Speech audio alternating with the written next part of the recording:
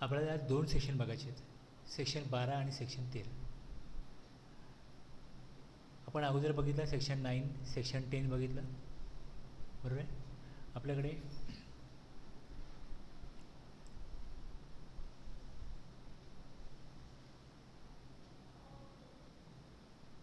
सप्लायवर tax लागतो, levy सप्लायवर आहे. आता तुम्ही बघाल बऱ्याच ठिकाणी गुड्स आणि सर्व्हिसेससाठी काही ठिकाणी तुम्हाला कॉमन प्रोव्हिजन मिळतील. दोन्ही प्रोव्हिजन ॲप्लिकेबल आहे, सेम गुड्स असो या सर्व्हिसेस असो. पण आपण इन्व्हॉइसचं बघितलं सेक्शन 31, गुड्ससाठी वेगळ्या प्रोव्हिजन आहेत, सर्व्हिसेससाठी वेगळ्या प्रोव्हिजन आहेत. सेम टाईम ऑफ सप्लायमध्ये पण गुड्ससाठी सेक्शन 12 आहे, सर्व्हिसेससाठी सेक्शन 13 आहे. आता टाईम ऑफ सप्लाय काय आहे तुम्ही बघाल पहिले की सप्लाय आहे की नाही आहे. सप्लाय कसला आहे? सप्लाय गुड्सचा आहे, सप्लाय सर्व्हिसेसचा आहे. जर टॅक्सेबल सप्लाय असेल आणि सप्लायचा गुड्सचा असेल, तुम्ही HSN बघाल गुड्सचा, मग त्याचा GST रेट बघाल 12%, 18%, जो काही रेट असेल तो बघाल. सर्व्हिसेसचा असेल तर सर्व्हिस अकाउंट कोड असतो जो 99 सुरू होतो, मग त्याला जो काही GST रेट आहे 5, 12, 18 तो दिला जाईल. टॅक्स हा गव्हर्नमेंटकडे जमा होणार आहे, बरोबर. टॅक्सेबल जर का सप्लाय झाला आहे तर टॅक्स गव्हर्नमेंटकडे जमा होणार आहे.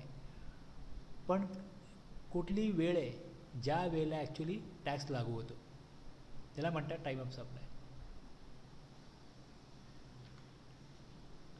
तर ज्यावेळेस बिझनेस केला जातो त्यावेळेस काय पद्धत असते बिझनेस करण्याची, की तुम्हाला पहिल्यांदा तुमचं काय बोलणं होतं, मी काय रेटने आम्हाला गुड देणार, कशा प्रकारे देणार वगैरे. तर ठीक आहे, आपलं ठरलं की कशा प्रकारे आपलं क्रेडिट लिमिट काय असेल, कशा प्रकारे हे सगळे आपल्या कंडिशन्स एकमेकांना पटल्यानंतर सप्लायर आणि रिसिपियंट एकत्र येऊन एकमेकांकडनं गुड्स देणं घेणं सुरू करतात. मग आता गुड्स दिले घेतले तर त्याचं एक ॲग्रीमेंट असू शकतं. मग परचेस ऑर्डर पाठवा, कशा प्रकारे तुम्हाला गुड्स पाहिजे, मग गुड्स डिस्पॅच होतील अगेन्स्ट परचेस ऑर्डर, ॲग्रीमेंटप्रमाणे पेमेंट होईल, डिलिव्हरी, प्रोव्हिजन और परफॉर्मन्स ऑफ सर्व्हिस गुड्स काही असो, ज्याप्रमाणे तुमचं ॲग्रीमेंट आहे किंवा तुमचं ज्या प्रकारे निर्णय ठरला आहे कशा प्रकारे काम करायचं त्याप्रमाणे तुम्ही निर्णय करणार. मग जे काही अकाउंटिंग प्रोसेस आहे त्याप्रमाणे रेकॉर्ड्स मेंटेन होतील, इनवॉइस, क्रेडिट आणि डेबिट नोट रेकॉर्ड केले जातील, मग त्याचं पेमेंट केलं जाईल ठरल्याप्रमाणे ॲग्रीमेंटप्रमाणे. बँकेमध्ये वगैरे अमाऊंट भरतो आपण, विड्रॉ करतो, या सगळ्या गोष्टी नॉर्मली बिझनेसमध्ये चालतात. पण याच्यामध्ये गव्हर्नमेंटला टॅक्स देणं सप्लायर किंवा रिसिपियंट कधी लागतं? जर तुमचं GSTमध्ये फॉरवर्ड चार्ज आहे तर टॅक्स कोणी जमा करतं? गव्हर्नमेंटकडे, सप्लायरनी. आणि रिव्हर्स चार्ज आहे तर टॅक्सेबल सप्लाय झाला आहे तर रिसिपियंटने टॅक्स जमा करायचा आहे. पण आता कुठल्या वेळेला टॅक्स लायबिलिटी येते? आता सपोज टॅक्स लायबिलिटी तुमची 31 जुलैला फिक्स झाली, तुम्ही कधी जमा कराल गव्हर्नमेंटकडे हा टॅक्स? 3B ज्यावेळेस तुम्ही समरी द्याल 20 डेट आहे नेक्स्ट मंथला, ऑगस्टला. पण मग जर का माझी लायबिलिटी फिक्स झाली 31 जुलैला तर मी जुलैमध्ये ऑगस्टमध्ये पे करीन ना. जर माझी ऑगस्टमध्ये फिक्स झाली तर मी सप्टेंबरला फिक्स डिक्लेअर करीन.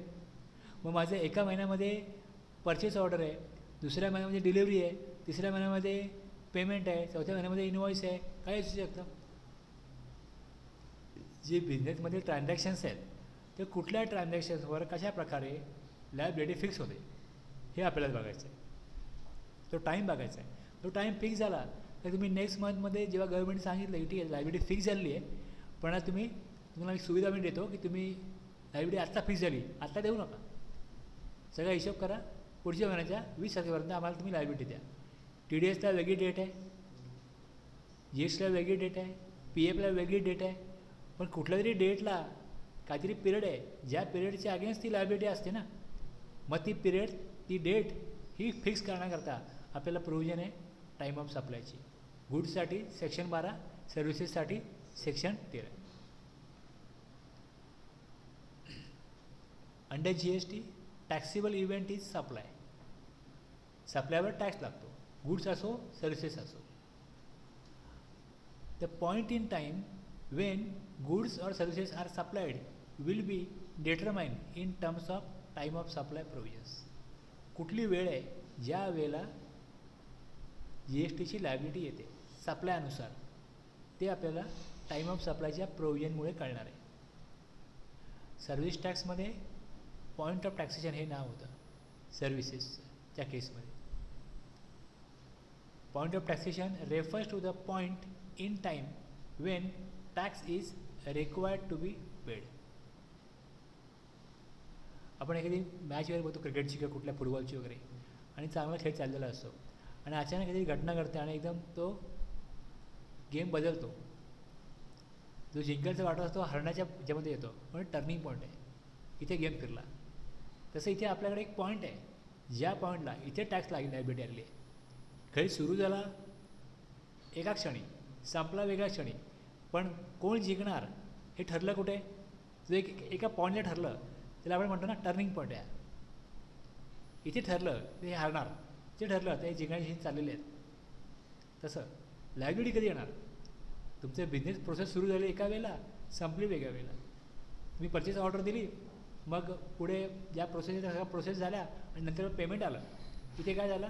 ट्रान्झॅक्शन एंड झालं. पण या संपूर्ण ट्रान्झॅक्शनमध्ये गव्हर्नमेंटला टॅक्स देण्याची लायबिलिटी कुठल्या पॉईंटला आहे? तुम्ही एका डेटला काय कराल? इन्क्वायरी कराल. दुसऱ्या डेटला तुम्ही मीटिंग घ्याल, ॲग्रीमेंट कराल. तिसऱ्या डेटला परचेस ऑर्डर, चौथ्या डेटला डिलिव्हरी मालाची, एकदा दोनदा तीनदा माल जाईल. चौथ्या डेटला पार्ट पेमेंट, पाचव्या डेटला पार्ट पेमेंट, अजून debit credit note goods return सगळं चालू राहील. लायबिलिटी कुठल्या पॉईंटला आहे ते डिसाईड करण्याकरता, डिटरमाइन करण्याकरता आपल्याला एक मेकॅनिझम मिळतं, which is use to determine the point in time when the tax liability will arise. बस.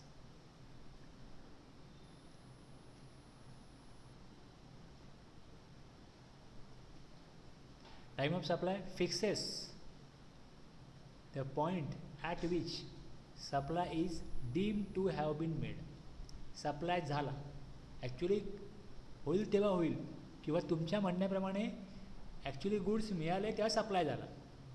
पण तुम्हाला प्रोव्हिजन काय सांगते की झाला असं समजलं जाईल, टॅक्सेबल इव्हेंट अक्युअर झाला समजलं जाईल, त्यावेळेला गव्हर्नमेंटला टॅक्स देण्याची जबाबदारी सप्लायरची किंवा रिव्हर्स चार्ज केसमध्ये रिसिपियंटची बनते. टाईम ऑफ सप्लायमुळे आपल्याला काय कळतं की ॲप्लिकेबल टॅक्स रेट किती आहे, ॲप्लिकेबिलिटी या कुठल्या प्रोव्हिजनप्रमाणे तो ॲप्लिकेबल झाला आहे, त्याला कुठले रूल नोटिफिकेशन लागू झाले. मग due date of tax payment त्याप्रमाणे ठरते. लायबिलिटी कधी आली हे कळली तर मग due date of tax payment कधी आहे हे त्यानंतर कळणार आहे. ॲप्लिकेबल टॅक्स रेट गुड्स आहे सर्व्हिस आहे याप्रमाणे त्याला टॅक्स रेट किती ॲप्लिकेबल होतो हे कळतं. तो केव्हा अप्लाय होतो आणि मग केव्हा गव्हर्नमेंटला टॅक्स मिळण्याचा ड्यू डेट काय आहे ही ज्या वेळेस फिक्स होईल टाईम ऑफ सप्लाय, त्यावेळेस हे सगळ्या पुढच्या गोष्टी प्रोसेसमध्ये येतील.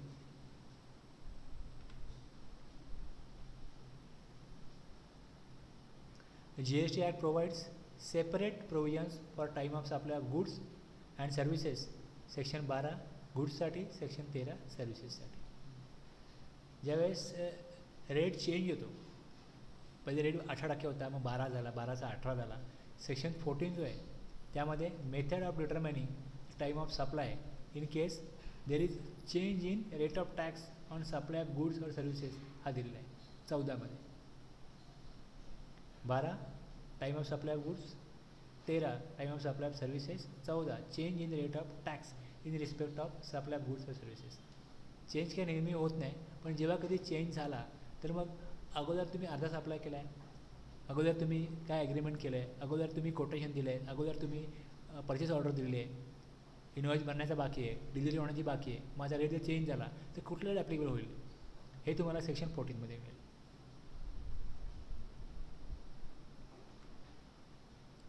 आता आपण रिमूव्हल म्हणजे काय, इनव्हॉइसच्या प्रोव्हिजनमध्ये बघितलं आहे, सेक्शन 31मध्ये बघितलं आहे रिमूव्हल. आठवतं आहे की नाही आठवतं? अगदी डेफिनेशन नाही आठवणार, पण रिमूव्हल आपण अगोदर डिस्कस केलं आहे, सप्लायर पण डिस्कस केलं आहे अगोदर. तरी जेव्हा तुम्ही या नोट्स रीड कराल त्या तुम्हाला रेडी रेफरन्स पाहिजे म्हणून मी ते ठेवलं आहे, रिपीट मग टाकलं इकडे. रिसिपियंट असे शब्द जे वारंवार येतात ना, मी ज्यावेळेस रीड करतो पहिल्यांदा रीड करतो तेव्हा मी काय होतो, संपूर्णपणे लर्नर होतो मी. तेव्हा स्वतःला समजण्याकरता पहिल्यांदा वाचलं, दुसऱ्यांदा वाचलं, नंतर मी शिकवण्याकरता वाचलं. पण मी ज्यावेळेस पहिल्यांदा वाचत होतो त्यावेळेस मी ज्या प्रकारे मला गरज वाटली की अरे हे बघायला पाहिजे, मग मी ते काढून बघत होतो. त्याप्रमाणे मी त्या नोट्स आता जे कोण पहिल्यांदा ऐकतील वाचतील त्यांना सोपं जावं म्हणून मी अशा रिपीट डेफिनेशन किंवा अशा गोष्टी नोट्समध्ये टाकल्यात जाणीवपूर्वक की तुम्हाला सोपं जावं.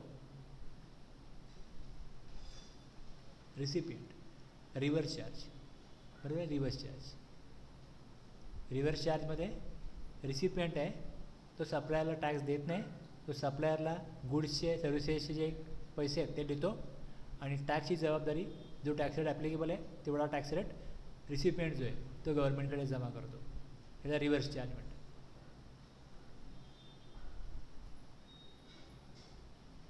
Time of supply of goods section 12. आता याच्यामध्ये बघा सेक्शन 12 जो आहे त्यामध्ये सबसेक्शन 1 हे सांगतो की हा जो सेक्शन आहे, liability to pay tax on goods shall arise at the time of supply as determined. कुठल्या वेळी टॅक्स जमा करायचा आहे गव्हर्नमेंटकडे की कुठल्या वेळी टॅक्सची लायबिलिटी येते हे डिटरमाइन करण्यासाठी गुड्सची केस, गुड्ससाठी तरतूद जी आहे ती या सेक्शनमध्ये आहे, सेक्शन 12मध्ये. सेक्शन 12 हा गुड्सबद्दल सांगणार. सर्व्हिसची जबाबदारी माझी नाही, मी गुड्सबद्दल सांगतो. 12.1 सांगेल. मग त्याप्रमाणे 12.2मध्ये काय सांगितलं आहे, फॉरवर्ड चार्जबद्दल सांगितलं आहे. 12.3मध्ये रिव्हर्स चार्जबद्दल सांगितलं आहे. 12.4मध्ये वाउचर्सबद्दल सांगितलं आहे. वाउचर म्हणजे काय माहिती आहे, जसं आपण चेक बघतो किंवा आपल्याकडे एक 500 रुपयाची नोट आहे तर त्याच्या आगीच आपण काय करू शकतो, काही वस्तू सर्व्हिस खरेदी करू शकतो. तर तुम्हाला एक डॉक्युमेंट दिलं जातं एखाद्या कंपनीकडनं, एखाद्या व्यापाऱ्याकडनं, आणि सांगितलं जातं तुम्ही हे घ्या आणि हे जाऊन तुम्ही जर का मॅकडॉनल्डमध्ये गेलात तर मॅकडॉनल्डमध्ये तुम्हाला काय मिळेल, याच्या अगेन्स्ट 20% डिस्काउंट मिळेल किंवा तुम्हाला ह्याची किंमत 500 रुपये. तुम्ही जेव्हा काही यूज कराल त्या तुम्ही ह्याची 500 रुपये कॉस्ट आहे हे तुम्ही तिकडे जमा केले की तुम्हाला 500 रुपयेपर्यंत तिथे यूज करता येईल हे वाउचर. माहिती आहे ना अशा प्रकारचा व्यवहार चालतो. असे वेगवेगळे ऑफर असतात की जर तुम्ही आमच्याकडे ठराविक अमाऊंटचं परचेस केलं तर तुम्हाला आम्ही वाउचर देऊ. त्या वाउचरनी तुम्ही पुढच्या वेळेला आमच्याकडे याल तर तुम्हाला 10% डिस्काउंट मिळेल ज्या वस्तू घ्याल त्यामध्ये. किंवा तुम्ही दुसऱ्या ठिकाणी जाल तिकडे जाऊन तुम्ही एक ठराविक अमाऊंटपर्यंत किंवा ठराविक पर्सेंटेज तुम्हाला डिस्काउंट मिळेल या आमच्या वाउचरवरती. अशा प्रकारे वाउचर्स असतात. म्हणजे एकमेकांचा बिझनेस वाढावा किंवा स्वतःचा बिझनेस वाढावा म्हणून अशा प्रकारे काय करतात, जे व्यापारी आहेत ते अशा प्रकारचे काही कुपन म्हणा, वाउचर म्हणा इश्यू करतात. आता ह्याच्यावरती GST कसा जमा करायचा. आज तुम्हाला 500 रुपयाचं वाउचर मी दिलं तर 500 रुपये सप्लाय झाला आहे का GST घ्यायला, आणि तुम्ही 500 रुपयात काय घेणार आहे हे फिक्स आहे का. मग अशा प्रकारच्या वस्तूंवरती जी नॉर्मल प्रोव्हिजन आहे फॉरवर्ड चार्ज किंवा रिव्हर्स चार्ज लागू होणार नाही. मग वाउचर्स करता त्यांनी स्पेशल वेगळी प्रोव्हिजन केली. आता 12.2, 12.3, 12.4 प्रमाणे जर डिटरमाइन करू शकलो नाही टाईम ऑफ सप्लाय तर मग 12.5 प्रमाणे 12.2, 3, 4 प्रमाणे जर होत नसेल तर 12.5 प्रमाणे टाईम ऑफ सप्लाय कशा प्रकारे घ्यायचा हे 12.5मध्ये सांगितलं आहे. रेसिड्युअल केसेस म्हणजे असे कुठल्याही प्रकारे आपल्याला होत नसेल तर मग काहीतरी असा ऑप्शन पाहिजे, काहीच होत नाही तर मग या प्रकारे करा. डिटरमाइन तर व्हायला पाहिजे ना टाईम ऑफ सप्लाय कधी आहे, पॉईंट ऑफ टॅक्सेशन कधी येईल, टॅक्स ॲक्च्युली गव्हर्नमेंटला देण्याची वेळ काय आहे. त्याकरता 12.2, 12.3, 12.4 जर ॲप्लिकेबल झाले नाही तर 12.5 प्रमाणे काढा.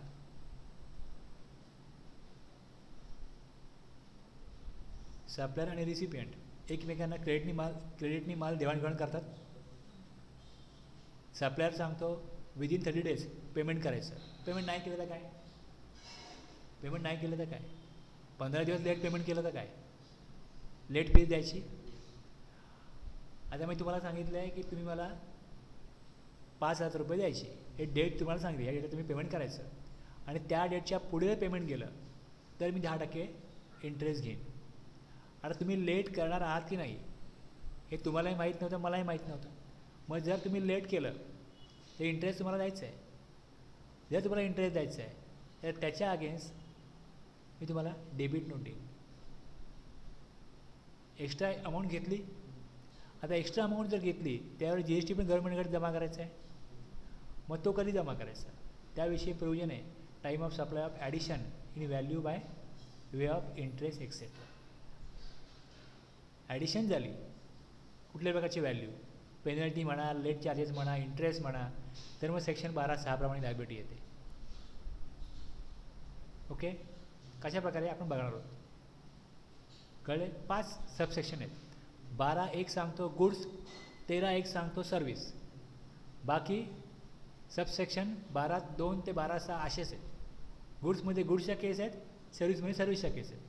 हे आपल्याला 10 सेक्शन बघायचे आहेत आजच्या दिवसामध्ये, आजच्या या क्लासमध्ये.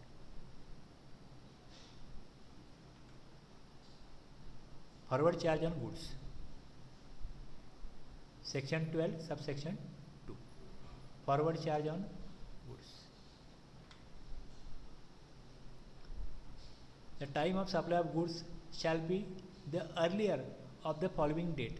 आता आपण जे काय स्टेप्स घेतो कोटेशन देण्यापासून ते ट्रान्झॅक्शन कंप्लीट होण्यापर्यंत पेमेंट मिळेल का संपलं. ह्या केवढ्या केसमध्ये काय होतं, वेगवेगळ्या डेट आहेत. कुठल्या डेटला GSTची लायबिलिटी येते हे आपल्याला फिक्स करायचं आहे. आपला कार्यक्रम काय आहे तुम्हाला समजला ना, उद्देश काय आहे ह्या प्रोव्हिजन समजण्याचा. The date of issue of invoice. Invoice issue कधी करायचा, कशा प्रकारे करायचा हे आपण सेक्शन 31 बघितलेलं आहे. गुड्सच्या 3 केस, सर्व्हिसच्या 3 केस, स्पेशल केस, सबसेक्शन 3 31(3) आठवत आहे बरोबर आहे. एक आपला normal supply of goods services, दुसरा continuous supply of goods services, तिसरा गुड्सच्या केसमध्ये सेलर रिटर्न, सर्व्हिसच्या केसमध्ये सर्व्हिसमध्येच बंद झाली तर मग टू द एक्सटेंट सप्लाय झाला इनवॉइस इश्यू करा, हे बघितलं ना आपण. आता या केसमध्ये बघा, गव्हर्नमेंटनी जर काय ॲडव्हान्स घेतला कोणी, मी पेमेंट घेतलं तर पेमेंटवरती आम्हाला टॅक्स पाहिजे, असं सर्व्हिस टॅक्समध्ये होतं. गुड्समध्ये पण गव्हर्नमेंटने अशाच प्रकारे प्रोव्हिजन केली होती. पण मग त्यामध्ये असा प्रॉब्लेम झाला की पहिल्यांदा 13/10 गव्हर्नमेंटनी 13 ऑक्टोबर 2017 असं नोटिफिकेशन काढलं की ज्यांचा टर्नओव्हर अप टू 1.5 करोड आहे त्यांनी ॲडव्हान्सच्या अगेन्स्ट त्यांना कुठल्याही प्रकारचा टॅक्स लायबिलिटी येणार नाही. मग 1.5 करोडच्या पुढे टर्नओव्हर त्यांचं काय, त्यांनाही अडचण होती.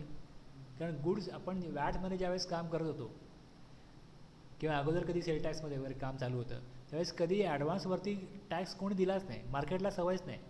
पण सर्व्हिस टॅक्स जेव्हापासून लागू झाला तेव्हापासून ॲडव्हान्स अमाऊंट घेतली टॅक्स द्यायचा हे पहिल्यापासून आहे. त्यामुळे सर्व्हिस इंडस्ट्रीला या गोष्टीची सवय आहे. गुड्सच्या पहिल्यापासून हे अशा प्रकारे कधी अशा प्रकारचं तरतूदच नव्हती. ते मार्केटने ॲक्सेप्ट नाही केली. छोटे व्यापारी असो मोठे व्यापारी असो त्यांचं म्हणणं काय होतं, आम्हाला मार्जिन कमी आहे, आम्ही गुड्सची क्वांटिटी खूप मोठी आहे त्यामुळे आम्हाला काय पैसे मिळतात आणि तुम्ही सांगा टॅक्स पहिले जमा करा. पैसेच नाही मिळाले तर काय, 60 दिवस आम्ही क्रेडिट देतो त्या पैसे मिळतात, टॅक्स कुठनं पहिले तुम्हाला द्यायचा. ॲडव्हान्स मिळाला तर मिळतो तर नाही मिळत, तुम्ही काय टॅक्स मागू नका ॲडव्हान्सवरती. परत त्याचं अकाउंटिंग करा, बाकीच्या प्रोसिजर आहेत त्या पण नको करा त्यांना. त्यामुळे मग 15/11 सगळ्यांकरता 15 नोव्हेंबर 2017 ही तरतूद आहे तीच रद्द झाली इनडायरेक्टली. आता ॲक्ट म्हणत आहे पण नोटिफिकेशननी याचा इफेक्ट आहे तो आता संपला, याचा प्रभाव संपला या बी क्लॉज बीचा. आता क्लॉज बी ॲप्लिकेबलच नाही. सर्व्हिसच्या केसमध्ये आहे, गुड्सच्या केसमध्ये नाही. आता डेट किती आहेत बघा. The date of issue of invoice by the supplier और दुसरी date last date on which he is required under section 31. To issue the invoice तुम्हाला सांगितलं आहे earlier the following date. Time of supply of goods काय आहे, shall be the earlier of the following date. या 2 डेटमधली एक date ही काय तुमचा liability तुमच्यावरती आलेली आहे GSTची त्या डेटला, हे लक्षात घ्या. एक डेट इनवॉइस इश्यू कधी केला, इनवॉइस इश्यू मी कधी केला, सपोज मी इनवॉइस इश्यू केला 10th जुलैला आणि ॲक्च्युअलमध्ये मी रिमूव्हल ऑफ गुड्स केले 15 जुलै. आता 15 जुलैला रिमूव्हल ऑफ गुड्स केले तर सेक्शन 31(1) प्रमाणे a registered person supplying taxable goods shall before or at the time of removal of goods for supply to the recipient, supply involve movement of goods. हे दुसरं delivery of goods और making available उपलब्ध करून दिले, काउंटरला मिळाले त्याला. In any other case issue a tax invoice म्हणजे लास्ट टाईम कधी आहे, जर का मी रिमूव्हल करतो आहे किंवा मी डिलिव्हरी ऑफ गुड्स अवेलेबल करून देतो आहे 15 तारखेला, तेव्हा इनवॉइस लास्ट टाईम तो आहे ना इनवॉइस इश्यू करण्याचा. मी इनवॉइस इश्यू केला 11ला 10ला, ह्या 2मधला अगोदर काय अर्लिएस्ट काय 10 जुलै. मग 10 जुलै काय आलं, time of supply of goods. बस. The liability to pay tax on goods, the liability to pay tax on goods arise कुठल्या डेटला, 10 जुलै. समजलं ना आपण काय बघतोय, काय समजून घेतोय. आता जर पेमेंट असतं त्या अगेनचं पेमेंट घेतलं असतं तर ही प्रोविजन लागू असती, आणि जर पेमेंट मी 5 जुलैला घेतलं असतं तर मला 5 जुलैला लायबिलिटी आली असती. किंवा समजा मी इकडे 30 जूनला घेतलेलं आहे, ॲडव्हान्स घेतला आहे मी 30 जूनला. लोक घेतात पण ॲडव्हान्स, पण लायबिलिटी 30 जूनला पेमेंट आहे, त्या पेमेंटची प्रोविजन ॲप्लिकेबल नाही आता. त्यामुळे पेमेंट अगोदर घेतलं आहे, नो इश्यू, सोडून द्या, कन्सिडर करू नका, विचारात घेऊ नका. विचारात काय घ्या, इनवॉइस कधी बनवला आणि कधी बनवायला पाहिजे होता, last date of on which. Last date काय, रिमूव्हल कधी केलं, डिलिव्हरी ऑफ गुड्स कधी आहे, रिमूव्हल ऑफ गुड्स कधी आहे किंवा डिलिव्हरी ऑफ गुड्स कधी आहे, त्याची डेट बघा. त्याच्या अगोदर इनवॉइस बनला आहे, ओके. त्याच्यानंतर इनवॉइस बनला आहे, त्या इनवॉइस मग चुकीच्या डेटला बनला आहे. इनवॉइस जर अगोदर बनला आहे तर अगोदर, ओके. त्यामुळे एक म्हटलं आहे date of issue of invoice by the supplier or the last date on which he is required. आणि हे उलटं असतं की 10ला काय झालं आहे, ॲक्च्युअली रिमूव्हल झालं आहे आणि इनवॉइस बनला आहे 15ला.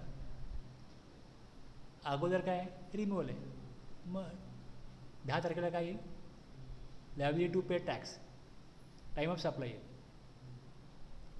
ओके.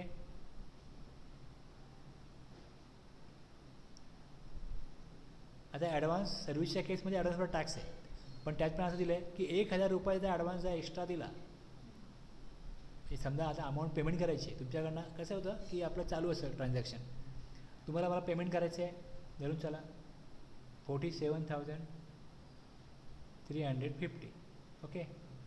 लक्षात द्या, अरे पैसे आलेले आहेत, दुसऱ्या कामाकडची कामं मी केली म्हणून माझ्या रेसिपेंटनी पेमेंट केलं आहे मला. आता माझी सप्लायर तुम्ही आहात, तुम्हाला पेमेंट करायचं आहे, तर सडनली मी तुम्हाला 48,000चं पेमेंट पाठवून देतो आणि सांगतो पेमेंट पाठवलं आहे, काय कमी असेल ॲडजस्ट करू पुढच्या वेळेला. तुमच्याकडे 650 रुपये जास्त आले ना, ते नेक्स्ट बिलला आपण ॲडजस्ट करू म्हणून मी तुम्हाला पाठवले. तर गव्हर्नमेंट सांगितलं ठीक आहे, अशा प्रकारे व्यवहार चालतात. तर अप टू 1000 तुम्ही एक्साईज जर घेतले ना, तर त्याचा काय तुम्ही ॲडव्हान्स घेतला म्हणून तुम्हाला टॅक्स जमा करण्याची गरज नाही. पण तुमचं बिल आहे 50,000चं आणि तुम्ही पाठवता 70,000 80,000, मग जे 30,000 आहेत ते तुम्ही ॲडव्हान्स घेते दुसऱ्या कामाचे, मग त्याचा टॅक्स पाहिजे. गुड्सच्या केसमध्ये अगोदर ॲडव्हान्सवरती the date on which the supplier receive the payment with respect to the supply असं होतं. त्यामुळे हा प्रोव्हिजो होता. त्यामुळे तो प्रोव्हिजो होता की ॲडव्हान्स घेतला, एक्सेस अमाऊंट दिली. आता एक्सेस अमाऊंट दिली काय आणि काय नाही, पेमेंटचा काय संबंधच नाही. ह्या प्रोव्हिजो पण इफेक्टिव्ह होत नाही. आता सर्व्हिसच्या केसमध्ये याचं महत्त्व आहे की एक्स्ट्रा अमाऊंट आली, 1000च्या वरती अमाऊंट जर आली ना, म्हणजे माझं मोबाईलचं बिल आहे, पोस्टपेड आहे, मला बिल नाही आलं, मला अंदाज आहे की माझं बिल किती असू शकतं. बरेच मी कॉल केले, मी अमाऊंट भरून टाकतो, बिल येईल त्या बिल बघू. जास्त अमाऊंट गेली मग त्या कंपनीला, टेलिकॉम कंपनीला जर अप टू 1000 अमाऊंट एक्स्ट्रा आलेली आहे, पुढच्या बिलला ॲडजस्ट करा. तुम्हाला त्याला टॅक्स भरण्याची गरज नाही. जेव्हा इन्व्हॉइस बनेल तेव्हा टॅक्स त्या प्रोव्हिजनप्रमाणे भरवा. पण 1000च्या जास्त अमाऊंट आहे तर तुम्ही ॲडव्हान्स रिसिव्ह केला आहे, त्याच्यात टॅक्स जमा करायला लागतो.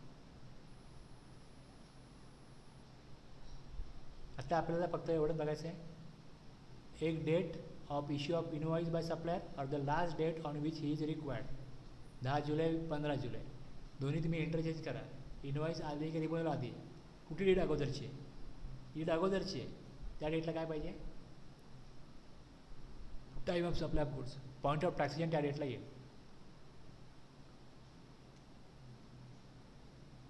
मी अगोदर तुम्हाला सांगितलं की इन्व्हॉइस इश्यू केला 10 तारखेला, रिमूव्हल केला 15ला, डेट 10 आली. उलटं केलं, 10ला रिमूव्हल आहे, पण 10ला रिमूव्हल आहे तर 10ला काय पाहिजे होतं, इन्व्हॉइस इश्यू करायला पाहिजे होता. मग 15ला इन्व्हॉइस इश्यू केला, रिमूव्हल कधी केला, जर रिमूव्हलच्या अगोदर इन्व्हॉइस बनवला तर इन्व्हॉइसची डेट, आणि रिमूव्हलच्या नंतर इन्व्हॉइस बनवला तर रिमूव्हलची डेट. पॉईंट ऑफ टॅक्सेशन त्या डेटला येईल. तो पॉईंट आहे ज्या पॉईंटला लायबिलिटी टू पे टॅक्स ही निर्माण झाली, अराईज त्यावेळेला.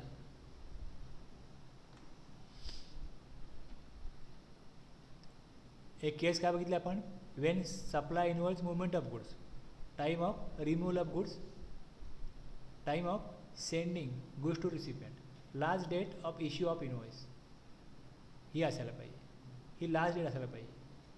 दुसऱ्या केसमध्ये at the time of delivery of goods to the recipient, ही पाहिजे last date. Last date of issue of invoice is, दोन केस असतील ना या. Dealer A in Delhi is dealing in TV set. He has to make delivery of 5 TVs to dealer B in Mumbai. A B कडे goods पाठवणार आहे. Here supply involves movement of goods. Movement आहे सप्लायच्या गुड्समध्ये. In such case, the invoice will be issued on or before the date of dispatch of the consignment. म्हणजे ज्या डेटला तो movement करणार आहे, रिमूव्हल होणार आहे, त्याच्या अगोदर इन्व्हॉइस त्यांनी कधी बनवावं, तो काय आहे, पॉईंट ऑफ टॅक्सेशन आहे. दुसऱ्या केसमध्ये मुवमेंट ऑफ गुड्स नाही आहे असं असू शकतं का. अदर केसमध्ये इथे गुड्स टेकन फ्रॉम शॉप आहे, पण असं हे दिलेलं आहे इन्व्हॉइस मुवमेंट ऑफ गुड्स, असं मुवमेंट ऑफ गुड्स नाही आहे. असे केस काय आहे की ABC limited purchases and escalator for its office building, बरोबर आहे. एस्केलेटर माहिती आहे ना, किंवा लिफ्ट असते, लिफ्ट अशा प्रकारच्या गोष्टी आहेत जसं तुम्ही जोपर्यंत इन्स्टॉल नाही करत, चालू नाही करत, तोपर्यंत उपयोगच नाही ना काय. म्हणजे सप्लाय पूर्ण कधी होईल की जेव्हा ते तुम्ही चालू करून द्याल. ते supplier agrees to assemble and install, ते पार्ट आणणार, ते असेंबल करणार आणि इन्स्टॉल करणार. It at office premises. Here, since the supply does not require movement of the generator set, escalator है ना, escalator, the invoice must be issued at the time when the escalator is made available to ABC Limited. escalator म्हणा, generator म्हणा, अशा प्रकारच्या ज्या गोष्टी आहेत, lift म्हणा, ह्याचं कसं असतं की तुम्ही जिकडे पाहिजे सप्लाय तेव्हाच आहे जेव्हा ते रेडी वापरण्याच्या कंडिशनमध्ये येणार आहे. पार्ट्स घेऊन या, करा असेंबल, चालू करा, चालू झालं सप्लाय झालं. इथे मुवमेंट ऑफ गुड्स नाही आहे या केसमध्ये.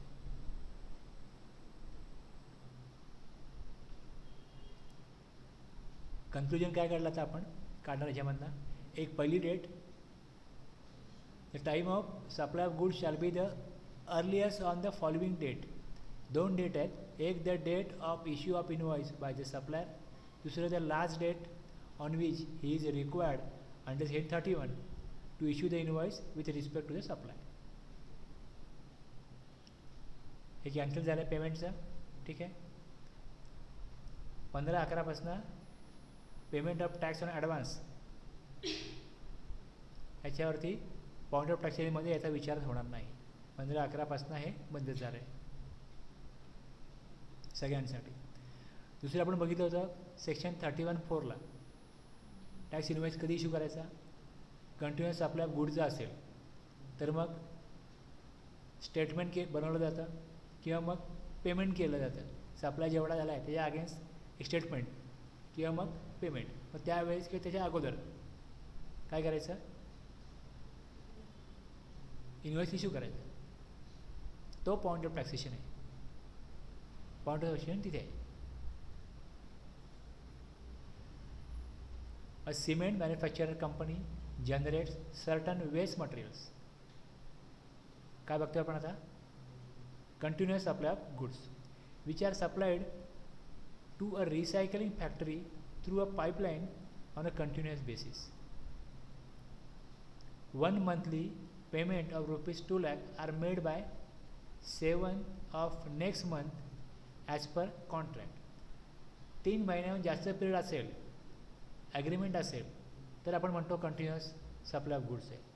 आता तुम्हाला त्यांनी 3 महिने डेटा दिला आहे. एक ऑक्टोबरचा पिरियड आहे, date of issue of invoice 4 November, date of receipt of payment 6 November. Payment झालं किंवा स्टेटमेंट बनलं किंवा पेमेंट होणार आहे म्हणून अगोदर इनवॉइस बनवला. या दोनपैकी अगोदर काय 4 नोव्हेंबर, मग टाईम ऑफ सप्लाय 4 नोव्हेंबर आहे. नोव्हेंबरचं इनवॉइस इश्यू केला 6 नोव्हेंबरला, मग पेमेंट आलं 8 नोव्हेंबरला, 6 नोव्हेंबर. तिसऱ्या केसमध्ये मात्र असं झालं की date of issue of invoice 4 तारखेला 6 तारखेला उशीर होत गेला इनवॉइस इश्यू करायला, पण पेमेंट पार्टीने लवकर दिलं 5 जानेवारीला डिसेंबरचं. पेमेंट अगोदर दिलं, नंतर इनवॉइस इश्यू केला. या केसमध्ये अगोदर काय इनवॉइस. मग बाकी ॲडव्हान्सवर टॅक्स नाही आहे, पण कंटिन्युअसमध्ये प्रोव्हिजनच काय, जर पेमेंट अगोदर आलं ना, तुम्ही सप्लाय तर दिलेलं ना, तुम्ही सप्लाय देण्या अगोदर पेमेंट घेत नाही आहात. सप्लाय चालू आहे, स्टेटमेंट तुमचं बनतं आहे किंवा ठरलं आहे असं की दर महिन्याला आम्ही 2 लाख रुपये देत जाऊ, त्याने दिलं पेमेंट, तुम्ही इनवॉइसच नाही बनवला. मग तुम्ही इनवॉइस बनवणारच नाही म्हणून गव्हर्नमेंटला काय टॅक्स नाही मिळणार. इनवॉइस इश्यू केला तर इनवॉइसच्या अगेन्स्ट टॅक्स, तो पॉईंट ऑफ टॅक्सेशन त्या डेटला, आणि जर पेमेंट रिसिव्ह केलं तर पेमेंट आलं आहे. बस ती डेट जी आहे ती point of taxation.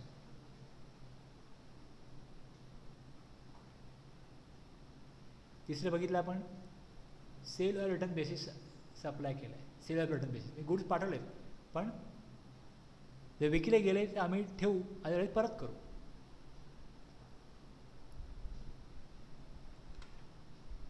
Certain goods are sent by Mr. Lime on sale on approval or return basis to Mr. Kamble on 22nd April 2021. धरून चला. Okay, the supply gets confirmed and invoice is issued on पहिली केस 1 ला suppose 20 August 2021 ला, आणि दुसऱ्या केसमध्ये 22 November. 2 केस आहेत. Payment in each of the cases is made on 23 November. ह्याच्या अगेन्स्ट हे गुड्स पाठवलेत, ह्याच्या अगेन्स्ट पेमेंट आलं 23 नोव्हेंबरला. What will be the time of supply in about 2 cases. Time of supply काय होईल, म्हणजे ह्याचा सप्लायरला गव्हर्नमेंटकडे टॅक्स देण्याची जबाबदारी कधी येईल. 22 एप्रिलला गुड्स सेंड केले लिमयनी कांबळेंना. कांबळेने गुड्स घेतले आणि सांगितलं विकले गेले तर ठेवीन, अदरवाईज परत करेन. आता 20 ऑगस्टला ते कन्फर्म करतात 20 ऑगस्टला. एप्रिल 22, मे 22, पहिला महिना, बरोबर आहे. मे टू जून दुसरा महिना, जून टू जुलै तिसरा, चौथा महिना कधी होणार आहे पूर्ण? 22 ऑगस्ट. ह्याच्या अगोदर त्यांनी सांगितलं गुड्स विकले गेलेत किंवा मी ठेवणार आहे, विकले जातील म्हणून मी ठेवणार आहे. जसं कन्फर्म केलं तसं लिबेने काय करायला पाहिजे? 20 ऑगस्टला इन्व्हॉइस इश्यू करायला पाहिजे. इन्व्हॉइस इश्यू केला, टाईम ऑफ सप्लाय तेव्हा आहे. पण त्यांना काही कळलंच नाही आणि गुड्स रिटर्न पण नाही केले. ऑगस्टला 4 महिने झाले, सप्टेंबर ऑक्टोबर 6 महिने कंप्लीट झाले. मग जसे 6 महिने कंप्लीट झाले, गुड्स राहू दे मी विकीन, गव्हर्नमेंटला टॅक्स कोण देणार आहे? जबाबदारी कोणाची आहे? लिमायची आहे. ज्या वेळेला 6 महिने कंप्लीट होतात, एका केसमध्ये काय बघा, पहिल्या केसमध्ये ॲक्सेप्टन्स कम्युनिकेटेड विदिन 6 मंथ पहिली केस आहे. 22 एप्रिलला रिमूव्हल ऑफ गुड्स आहे. इश्यू ऑफ इनवॉइस 20 ऑगस्ट आहे. Accepted by recipient 20 August. 20 ऑगस्टला त्यांनी काय केलं? ॲक्सेप्ट केलं. ते इनवॉइस कधी बनलं पाहिजे? 20 ऑगस्टला, तेव्हा किंवा त्याच्या अगोदर. म्हणजे मॅक्झिमम लास्ट डेट काय? ते 20 ऑगस्ट आहे. पेमेंट कधी केलं? 23 नोव्हेंबरला. पेमेंटची लिंकच नाही याची. सप्लायर आणि रिसिपियंटच्या केसमध्ये रिसिपियंटनी पेमेंट सप्लायरला कधी करायचं? दोघांचं ॲग्रीमेंट काही असो. ह्या केसमध्ये आपल्याला एवढंच बघायचं आहे की टाईम ऑफ सप्लायमध्ये पेमेंटचा काही संबंध नाही. 20 ऑगस्टला कन्फर्म झालं, इन्व्हॉइस बनला, बस 20 ऑगस्ट काय झालं? Time of supply.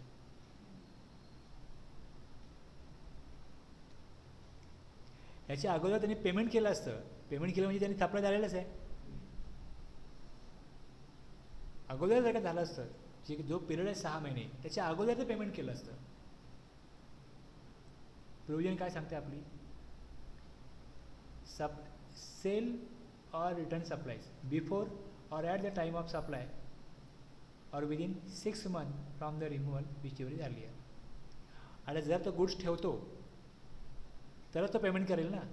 पेमेंट त्यांनी केलं म्हणजे त्यांनी गुड ठेवलेले आहेत, सप्लाय झालेलं आहे, इन्व्हॉइस इश्यू केला पाहिजे.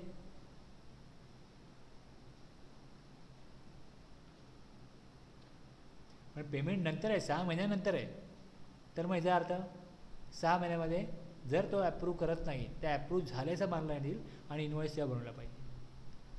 Acceptance communicated within 6 month. दुसऱ्या केसमध्ये असं झालं आहे की acceptance are not communicated within 6 month, म्हणजे 6 महिन्यात ॲक्सेप्ट झाल्याचं मानण्यात येईल. 20 एप्रिलचं काय ट्रान्झॅक्शन आहे? 6 महिने पूर्ण कधी होतात?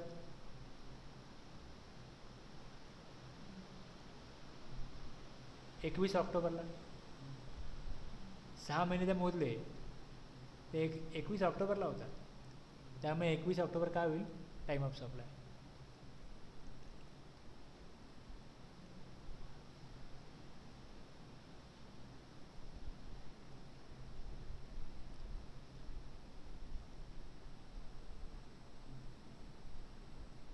जे मी तुम्हाला सांगितलं ना तेच खाली लिहिलं आहे. केस 1मध्ये काय क्रायटेरिया वापरला आहे आणि केस 2मध्ये काय क्रायटेरिया वापरला आहे, हे जे उत्तर आलं हे काढण्याकरता हे खाली लिहिलेलं आहे. आजचा काय तुम्ही मला ऐकताय, तुम्ही ज्यावेळेस स्वतः स्टडी कराल, रिवाईज करायला जाल, तेव्हा मग एक्सप्लेनेशन पाहिजे ना की उत्तर कसं काय आलं ते. तुम्हाला 6 महिन्यांनी आठवेल का? 6 महिन्यामध्ये एवढ्या घटना घडतील ते विसरणं साहजिक गोष्ट आहे, नॅचरल आहे. तुमची मेमरी कमकुवत आहे म्हणून तुम्ही विसरत नाही आहात, साहजिक आहे, विसरलं होईल. मी आत्तापर्यंत हे अनेक वेळा शिकवलं आहे, पण मला शिकवण्यापूर्वी इथं बघायला लागतं ना, मग काय बोलायचं आहे, काय पॉईंट्स आहेत, काय एक्झाम्पल आहेत. नॅचरल गोष्ट आहे.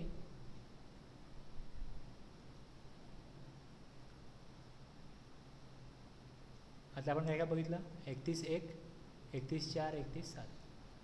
Taxable supply of goods. Movement of goods आहे at the time of removal. No movement of goods आहे at the time of delivery. Okay, जेव्हा असेंबल होईल, कम्प्लीट होईल, डिलिव्हरी तेव्हाच होईल ना. कंटिन्युअस सप्लाय ऑफ गुड्स, कंटिन्युअसमध्ये स्टेटमेंट इश्यूड होईल किंवा पेमेंट इश्यूड होईल, as the case may be. दोनपैकी एक होईल. त्यावेळेस काय येईल? पॉईंट ऑफ टॅक्सेशन येईल. टाईम ऑफ सप्लाय तो आहे ज्या डेटला स्टेटमेंट बनेल किंवा पेमेंट येईल. इनवॉइस तेव्हा इश्यू करायचा आहे आणि तो पॉईंट ऑफ टॅक्सेशन आहे. आणि तिसरं सेल रिटर्न बेसिसवरती जेव्हा अप्रुव्हल करेल, कम्युनिकेट करेल, गुड्स मी ठेवतो आहे, सप्लाय झाला, इनवॉइस बनवा. हे 6 महिन्याच्या आत नाही घडलं तर 6 महिने जेव्हा कंप्लीट होतील त्या डेटला सप्लाय झाला.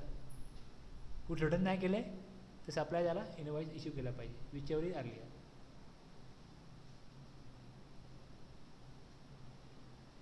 समजतं ना. हे झालं आपला फॉरवर्ड चार्ज. आता रिव्हर्स चार्ज.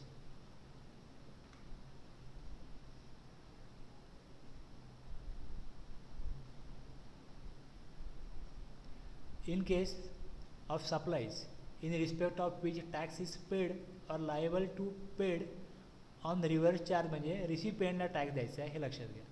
रिसिपिएंटची जबाबदारी आहे. त्यावेळेस टाईम ऑफ सप्लाय काय असेल, बघा याच्यामध्ये जे इकडे दिलं आहे, जे इकडे दिले पॉईंट तेच इकडे मांडले. Okay. Date of receipt of the goods एक डेट आहे, गुड्स रिसिव्ड कधी झाले. आता बघा ह्याचं एक एक्झाम्पल आहे. काही गुड्स आहेत त्यामध्ये रॉ कॉटन नावाचा एक गुड्स आहे, रॉ कॉटन. ओके. तो जर तुम्ही ॲग्रिकल्चरिस्टकडनं घेतला, आता समजा ॲग्रिकल्चरिस्ट एक्स आहे, मी वाय आहे, तुम्ही झेड आहात. एक्सकडनं मी घेतला आणि मग मी तुम्हाला दिला, टॅक्सेबल गुड्स आहे, तर मग तुम्हाला रिव्हर्स चार्ज नाही, मी तुम्हाला फॉरवर्ड चार्जवर देईन. पण एक्स ॲग्रिकल्चरिस्ट आहे, मी जेव्हा एक्सकडनं घेतो तेव्हा ॲग्रिकल्चरिस्ट रजिस्टर नसेल. आणि हा जो रॉ कॉटन आहे हा नोटिफाईड गुड्स आहे. ह्याच्यामध्ये जर ॲग्रिकल्चरिस्ट, पहिली कंडिशन, ॲग्रिकल्चरिस्टकडनं तुम्ही सप्लाय घेतला आणि रॉ कॉटनचा घेतला तर मग रिसिपिएंटनी गव्हर्नमेंटला टॅक्स द्यायचा. पण एकदा त्याच्याकडनं जो घेतो तो टॅक्सेबल पर्सन आहे किंवा तो ॲग्रिकल्चरिस्ट नाही आहे, तो दुसऱ्याला देईल, तेव्हा पुढच्या चेनमध्ये मग फॉरवर्ड चार्जेस लागेल, मग रिव्हर्स चार्ज नाही. सप्लायर हा ॲग्रिकल्चरिस्ट पाहिजे, रिसिपिएंट कोणी आहे तर रिसिपिएंटने टॅक्स द्यायचा. कळलं. आता X and agriculturist supplies raw cotton. आपण समजतो आहे की इकडे घेणारा जो आहे तो रजिस्टर्ड पर्सन आहे आणि सप्लायर जो आहे तो ॲग्रिकल्चरिस्ट आहे. मग त्या केसमध्ये रिसिपिएंटने टॅक्स द्यायचा. अंडर रिव्हर्स चार्ज त्यालाच म्हणतात ना, रिव्हर्स चार्ज त्यालाच म्हणतात. To mister Y who manufacturers cotton shirts, जो कॉटन शर्ट बनवतो त्याला रॉ कॉटन लागतं, तो कोणाकडनं घेणार, स्वस्त कोणाकडनं मिळणार तर जो कोण निर्माण करतो ॲग्रिकल्चरिस्ट त्याच्याकडनं घेणार. What will be the time of supply in given case if the date wise turn out of event as given below. कशा प्रकारचे इव्हेंट आहेत ते खाली दिलेत. 1 एप्रिलला वाय एक्सला भेटला आणि त्यांनी ऑर्डर दिली 2 टन कॉटनची ऑर्डर दिली. 1/4ला ऑर्डर दिली, ठीक आहे ना, ऑर्डर दिली, फक्त परचेस ऑर्डर आपण म्हणू शकतो, दिली. Mister Y receive the goods. वायनी गुड्स कधी घेतले 10/4ला. बघा आता आपल्याकडे पहिले आहे date of receipt of the goods, ही एक डेट आहे, एक हे झालं, हे एक आहे. इथे परचेस ऑर्डर नाही आहे, ऑर्डर कधी दिली तो विचारच नाही आहे. मिस्टर एक्स इश्यूज अन इनवॉइस, एक्सने इश्यू इनवॉइस केला. आता इनवॉइस काय तो टॅक्सेबल पर्सन नाही आहे, त्यामुळे त्याला 46चा इनवॉइस येणार नाही. तू काय इनवॉइस करेल, काय मटेरियल दिलं, कशा प्रकारचं दिलं, काय क्वांटिटी होती वगैरे वगैरे, काय माहिती, कच्ची पक्की चिठ्ठी जी असेल देईल त्याला. तो काहीतरी बिल देण्याचा इश्यू काय असतो, उद्देश काय असतो की जेव्हा तुम्हाला मी बिल पाठवतो तेव्हा मला पेमेंट हवं आहे, हा त्यातनं एक हिडन मेसेज असतो. तुम्हाला मी एक गुड्स दिलेले आहेत, तुम्हाला मिळालेच ना, चेक करा, हां तो ठीक आहे, गुड्स आलेले आहेत, बिल आलेलं आहे. आणि जर गुड्स आलेच नाही, बिल दिलं आहे, हे समजा माणूस बोलेल गुड्स कुठे आहेत. व्यवहार पुढे नेण्याची एक पद्धत आहे त्या बिल इनवॉइसमधनं. Date of recording the payment in the books of accounts of the recipient of goods. एक मिनटं पहिले मी हे पूर्ण करतो इथलं. तिसरं 20/4 mister Y makes payment of cheque. वायनी चेक पेमेंट केलं and record it in his books of account. 25/4 the payment gets debited from mister Y. 20ला चेक बनवला, बुक्समध्ये एंट्री केली आणि 25ला ॲक्च्युली अकाउंटमधून पैसे गेले. ओके. आता तिकडे ह्याच सगळ्या गोष्टीवरती दिलेल्या आहे की पहिले तुम्ही date of receipt of goods काय ते बघा. दुसरं date of recording the payment in the books of account of the recipient. Payment कधी रेकॉर्ड केलं, दुसरी date. Date on which payment is debited from the bank of the recipient of the goods, तिसरी date. केव्हा केव्हा कसं होतं, payment जातं 10 तारखेला. ओके. आणि तुम्ही एंट्री केली 15 तारखेला. बँकेनं पैसे गेले 10ला, तुम्ही एंट्री केली 15ला. तुम्ही एंट्री जर का 5ला केली ना तर मग 5 डेट. तुम्ही जर एंट्री 5ला गेली तर 5, पैसे कधी गेले 10ला, एंट्री केली 15ला, मग 15 नाही मग 10. अगोदर काय ते या 2 डेट दिल्या. खाली दिल्या विच एव्हरी अर्लियर. ह्या 2 मधली अर्लियर काढा पहिले. पैसे बँकेना कधी गेले, चेक कधी बनवला, यातला अगोदर काय, चेक अगोदर बनला अगोदर डेट. तर पैसे बँकेने अगोदर गेले, नंतर तुम्ही काय केलं, बुकमध्ये एंट्री करताय. तर मग पॉईंट ऑफ टॅक्सेशन कधी येईल, पॉईंट ऑफ टॅक्सेशन त्या डेटला येईल, त्या डेटला पैसे बँकेत नाही गेले. गुड्स कधी मिळाले, date of receipt of goods. एक date immediately following 30 days from the date of issue of invoice by the supplier. सप्लायरने इनवॉइस इश्यू केला, इनवॉइस म्हणा कुठलंही डॉक्युमेंट दिलं ते म्हणा, ते इश्यू केलं, ती जी डेट आहे त्या डेटपासनं प्लस 30 days करून जी डेट येईल, म्हणजे 31st डे जो येईल ती डेट. ह्या 4 डेटमध्ये अगोदर काय येते, त्या डेटला काय येईल, रिसिपियंटला गव्हर्नमेंटकडे टॅक्स जमा करण्याची डेट येईल, point of taxation. Okay. When date cannot be determine above, when date cannot be determine above. Reverse charge आहे, टॅक्स कोणाला द्यायचा आहे, रिसिपियंट. रिसिपियंट म्हणतो गुड्स काय देत असतात, गुड्स आले, डेट काय मला माहीत नाही. ठीक आहे, मग पेमेंट कसं केलं, पेमेंट आम्ही कॅशनेच करतो. ॲग्रिकल्चरिस्ट आहे, त्यांचं काय बँकेत अकाउंट नाही, पेमेंट त्यांना आम्ही कॅशनेच करतो. मग कसं पेमेंट केलं, नाही पहिले दिले 1000, मग दिले 5000, वेगवेगळ्या प्रकारे पैसे दिले, पण एक्झॅक्टली डेट माहीत नाही मला, माझ्याकडे हिशोब नाही. मग त्याने तुम्हाला काय इनवॉइस डॉक्युमेंट दिला का, हा दिला होता, पण त्याचं काय कुठे पडला आहे माहीत नाही काय. असं होत असेल ना, होऊ शकतं ना, किंवा ज्याला टॅक्स चोरीच करायची, टॅक्स भरला जात नाही, तो असंच बोलेल काय माझ्या अकाउंटला नाही. When date cannot be determined above, when date cannot be determined above. तर पेमेंट तुम्ही चेकने घ्याल, बँक अकाउंट घ्याल, UPCने घ्याल तर लगेच डेट कळते. पण पेमेंट जर कॅशनी दिलेलं आहे, पेमेंट आणि बाकी डॉक्युमेंट जे आहेत त्याचं काय आता पता नाही, गुड्स कधी घेतले, गुड्स घेतले मान्य आहे, पण डेट नाही माहिती. Date of entry in the books of the recipient of supply.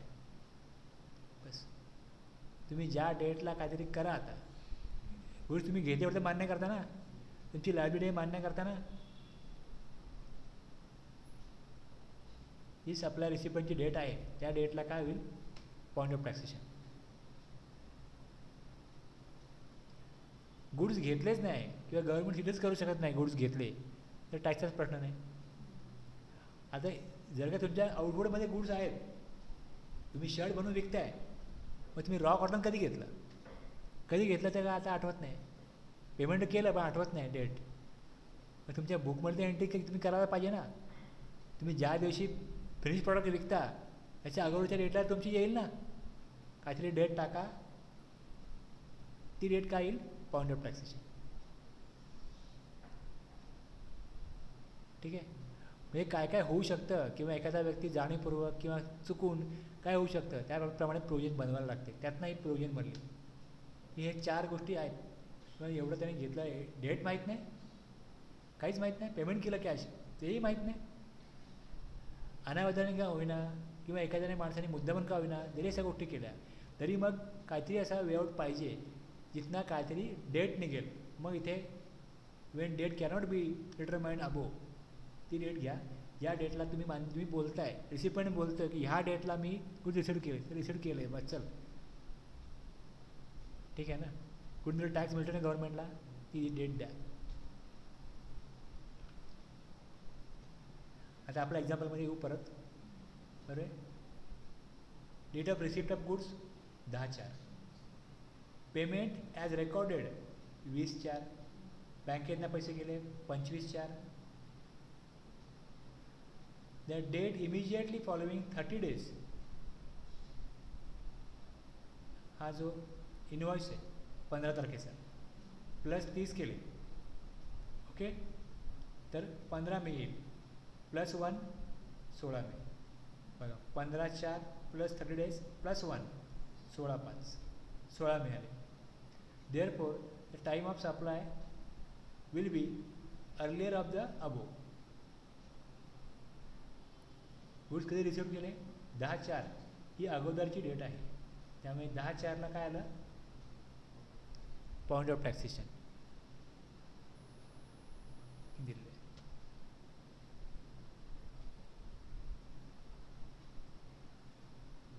कळलं ना.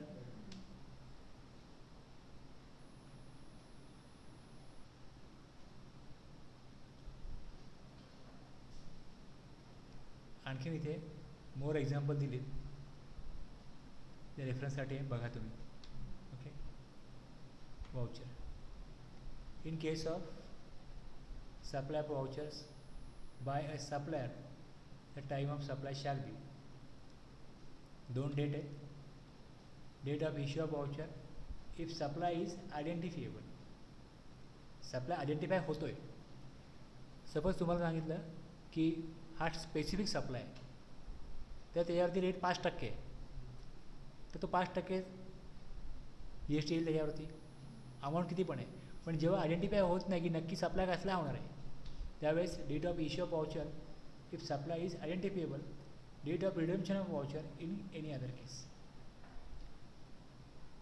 आयडेंटिफिएबल असेल तर कुठली डेट, जेव्हा सप्लाय इश्यू होईल तेव्हाच, आणि जर का ते आयडेंटिफिएबल नाही आहे तर मग date of redemption of, actually तो रिडीम होईल ज्यावेळेस वापरला जाईल तो वाउचर त्यावेळेच्या डेटला.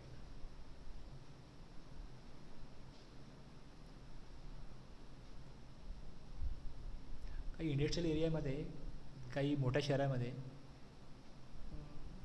अशा वेगवेगळ्या ह्यानी तुम्ही बघाल की जसं मोंजिनीज वगैरे आहे ना, त्यांनी त्यांचे बिझनेस ठेवले तिकडे, आणि ते कंपन्यांना काय सांगतात की तुम्ही आहे ना तुमच्या एम्प्लॉईजला आमचे वाउचर्स द्या, त्यांच्या लंच टाईममध्ये आमच्याकडे येऊन ते खातील पितील काही करतील, त्यांना तुम्ही द्या. पण तो जे गुड्स घेणार आहे, तो जी वस्तू घेणार आहे, त्याचा रेट जर माहिती आहे की किती रुपये अमाऊंट आहे, तर त्याप्रमाणे काय होईल की सप्लाय आयडेंटिफिएबल आहे, तसे वाउचर दिले तो येऊन रिडीम करणारच आहे. पण जर वेगवेगळे मटेरियल असतील ज्यावरती वेगवेगळा रेट असेल तर मग काय सांगू शकत नाही. तो येऊन पाण्याची बाटली घेईल, कोल्ड्रिंक घेईल, आईस्क्रीम घेईल, जर वेगवेगळ्या प्रॉडक्टवरती वेगवेगळे रेट असतील तर मग तुम्ही कशा प्रकारे GST कलेक्ट कराल. वाउचरचं इश्यू केलं आहे, वाउचरची किंमत समजा 250 रुपये, तर कंपनीला काय सांगतात की आम्ही तुम्हाला काय करू 200 रुपयात देऊ. तुम्ही 250 रुपयाची वस्तू जेव्हा तुमच्या एम्प्लॉईला द्याल ते पण खुश होतील. तुम्ही जास्त अमाऊंट जर का आमच्याकडनं वाउचर्स घेतले तर तुम्हाला आम्ही आणखीन 250 150 रुपयात देऊ, 250 150 रुपये तुम्हाला मिळणार आहे. मग अशा प्रकारे ते वाउचर दिले जातात. चला एक मोटिवेशन एम्प्लॉईजला काहीतरी आपल्याला एक्स्ट्रा कंपनी देते. मग त्यांना वाटेल तेव्हा ते इश्यू करतील. सांगितले 6 महिन्यात तुम्ही कधी पण करा. 6 महिन्यात नाही त्याने इश्यू केले तर मग ते एक्सपायर होतील. मग एक्सपायर होणार असतील तर मग सप्लाय झाला होणारच नाही आहे. आणि जो सप्लाय होणार आहे तो पण किती पर्सेंटचा मटेरियल ते घेतील तेही माहीत नाही. मग त्या केसमध्ये तुम्ही कसं म्हणाल की सप्लाय आयडेंटिफिएबल आहे? नाही. मग या रिडीम होईल वाउचर त्यावेळेस. आता वाउचर म्हणजे काय? Voucher has been defined in CGST act. एक इन्स्ट्रुमेंट आहे where there is an obligation to accept it as a consideration or part consideration. हे केव्हा केव्हा असं असतं की तुम्ही एखाद्या शॉपमधनं सपोज साडी ड्रेस खरेदी केले तर तुम्हाला ते एक वाउचर देतात की नेक्स्ट टाईम तुम्ही याल ना परत तुम्हाला 10% डिस्काउंट. आत्ता जे घेतलं आहे त्यात डिस्काउंट नाही, नेक्स्ट टाईम 10% डिस्काउंट. जेणेकरून तुम्ही ज्यावेळी परत जाल ते दाखवा 10% डिस्काउंट. आता या केसमध्ये नेक्स्ट टाईम किती रुपयाची सप्लाय होणार आहे काय माहिती आहे? हा माणूस परत जाईल की नाही काय माहिती आहे? मग त्या वाउचरला काय मिनिंगच नाही. अशा वाउचरला काय मिनिंगच नाही. ते कुपन आहे वाउचर आहे त्याला काय मिनिंगच नाही.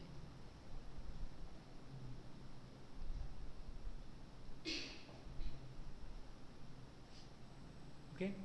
ते एक इन्स्ट्रुमेंट आहे, एक डॉक्युमेंट आहे की ज्याला दिल्यानंतर काही फुल कन्सिडरेशन किंवा पार्ट कन्सिडरेशन हे त्या रूपाने मिळतं, दिलं पे केलं जातं त्या व्यक्तीचं. Vouchers are commonly use for transaction in the Indian economy. એટલે आपल्याकडे हे कॉमन आहे म्हणून तर त्याकरता प्रोविजन बनवायला लागले ॲक्ट डिझाईन करताना. लॉ मेकर्सना विचार करायला लागला की आपण वाउचर्स करता पण आपल्याला प्रोविजन बनवायची.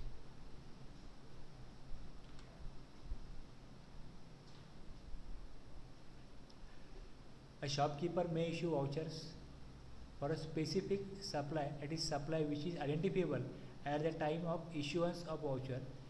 In trade parlance, these are known as single purpose voucher. काही आहेत single purpose voucher. For example, vouchers for pressure cookers or television or for spa or haircut.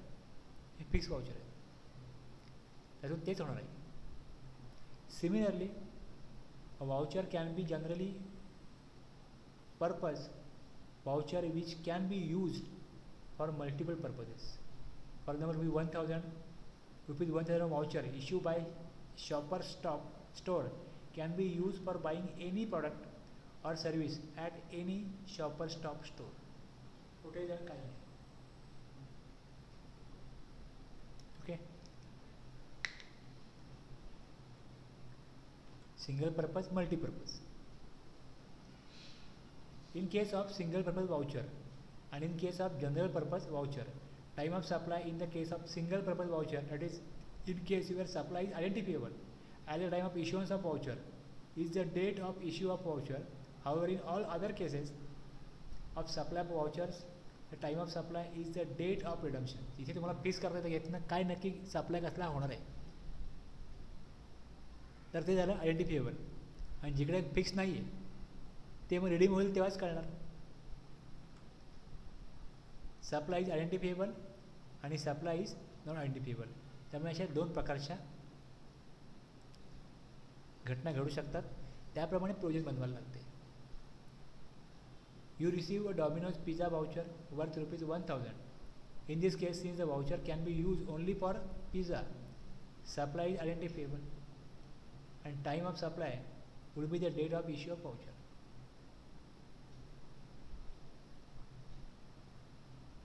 Supply is not identifiable. You receive a Flipkart gift voucher worth ₹1000. At the time of issue of that voucher, Flipkart does not know the nature of supply.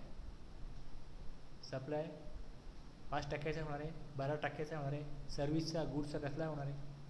Voucher holder will order from Flipkart. Hence, time of supply is the date of redemption. जेव्हा redeem करेल तेव्हाच करणार आहे तो काय मागवतोय. 1000 रुपयाचं gift voucher दिलं आहे, या गिफ्ट वाउचरवरती टॅक्स कुठल्याही प्रकारे जमा केला जाऊ शकत नाही कारण सप्लाय इज नॉट आयडेंटिफिएबल. कळलं voucher.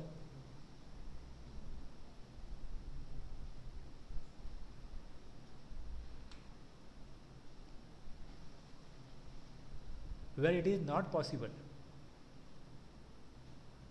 to determine the time of supply under the provision of subsection 2, 3 or 4. Normal charge, reverse charge, vouchers.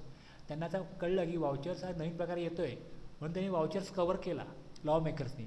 पण तरी पण आता अजून काय वेगळं वाटू शकत नाही की असू शकेल. पण तरी पण समजा आपल्या नजरेतून चुकलं असेल तर मग काय कशा प्रकारे मग त्याचा टाईम ऑफ सप्लाय काढायचा म्हणून देऊन ठेवलं आहे. In case where a periodical return has to be filed. Return तुमचं मंथली आहे, क्वार्टरली आहे, be the date on which such return is to be filed. Supply झाला आहे ना, मग रिटर्न जेव्हा तुम्ही करता तीच डेट आहे. किंवा in any other case be the date on which the tax is paid. जेव्हा टॅक्स भरला जातो आहे, तुम्ही काहीतरी सप्लाय घेतला आहे ज्यावर टॅक्स तुम्हाला द्यायचा आहे, किंवा सप्लाय दिला आहे ज्यावर टॅक्स तुम्हाला द्यायचा आहे, तुम्हाला सबसेक्शन 2, 3 किंवा 4मध्ये आयडेंटिफाय होत नाही, डिसाईड करता येत नाही आहे, तर मग तुम्ही रिटर्न किंवा पेमेंट करताय त्या डेटला time of supply, pound of taxation त्या डेटला येईल. बस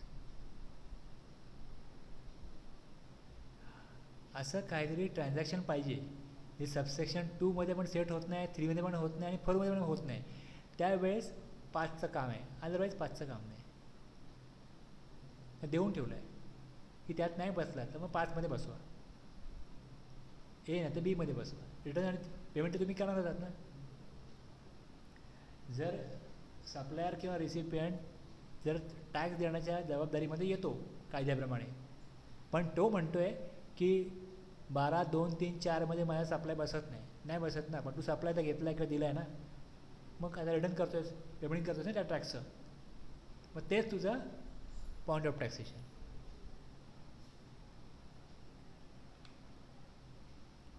रेसिड्युरी क्लॉज म्हणतात त्याला. If return is required to be filed, time of supply will be due date of return. In all other case the date on which the CGST, AGST, UTGST, IGST is paid. बस तेच point होते. If not covered दिलं आहे, if not covered 12.2, 12.3 and 12.4.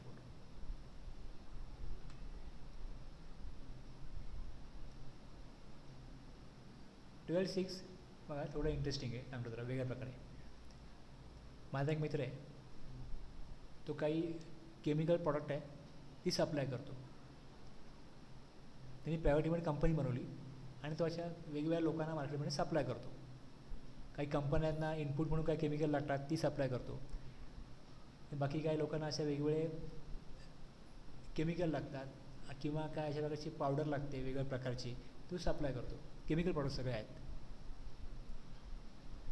काही कंपन्या अशा मेडिसिनमध्ये बनवतात, त्यांना काही असे कंटेंट लागतात ते सप्लाय करतो. त्यांनी एका माणसाला सप्लाय केला, जवळजवळ त्याचं 1.25 लाखाच्या आतमध्ये त्याचं बिल पेंडिंग होतं. पहिले त्याला काही माल पाठवला, पेमेंट त्यांचं व्यवस्थित होतं, पण एका स्टेजला असं झालं की तो त्या व्यक्तीने याच्याकडनं माल घेतला पण पेमेंट नाही केलं. ठीक आहे, नेहमी ते आपला कस्टमर आहे पण तो माल पाठवत राहिला, पण आता ₹1,00,000 वरती माल गेला आणि पेमेंटच येत नाही, म्हणून त्यांनी माल पाठवणं बंद केलं. मग त्याला विचारलं पहिलं पेमेंट पाठवा मग पुढचा माल पाठवेन. मग त्याने याच्याकडनं माल घेणं बंद केलं, पण त्याचा बिझनेस चालूच होता. त्याने विचारलं तुम्ही पैसे काय पाठवत नाही, आता माझ्याकडनं तुम्ही पुढच्या मालाची ऑर्डर पण घेत नाही, तुम्हीच सांगितलं आता पेमेंट करा आणि माल तुम्ही नंतर जेव्हा पेमेंट कराल त्याच पुढचा माल मिळेल, पण तुमचा माल मी ज्यांना विकला आहे किंवा आणखी मी माल ज्यांना विकला आहे ना ते मला पेमेंट करत नाही आहेत, त्यामुळे मी अडकलो आहे, माझे त्यामुळे प्रॉब्लेम झाले. तुम्हाला पेमेंट देईन मी, माझं पेमेंट आम्ही प्रयत्नामध्ये आहे, पैसे आले की तुम्हाला पेमेंट देईन मी. असे 2 महिने गेले, 3 महिने गेले, 4 महिने गेले. हा फोन करायचा, तो सांगायचा, हा बोलायचा किती महिने झाले जा अजून काय करूया, किती वेळ थांबू मी, तुम्ही काय बिझनेस बंद केलेला नाही, तुमचा बिझनेस चालू आहे.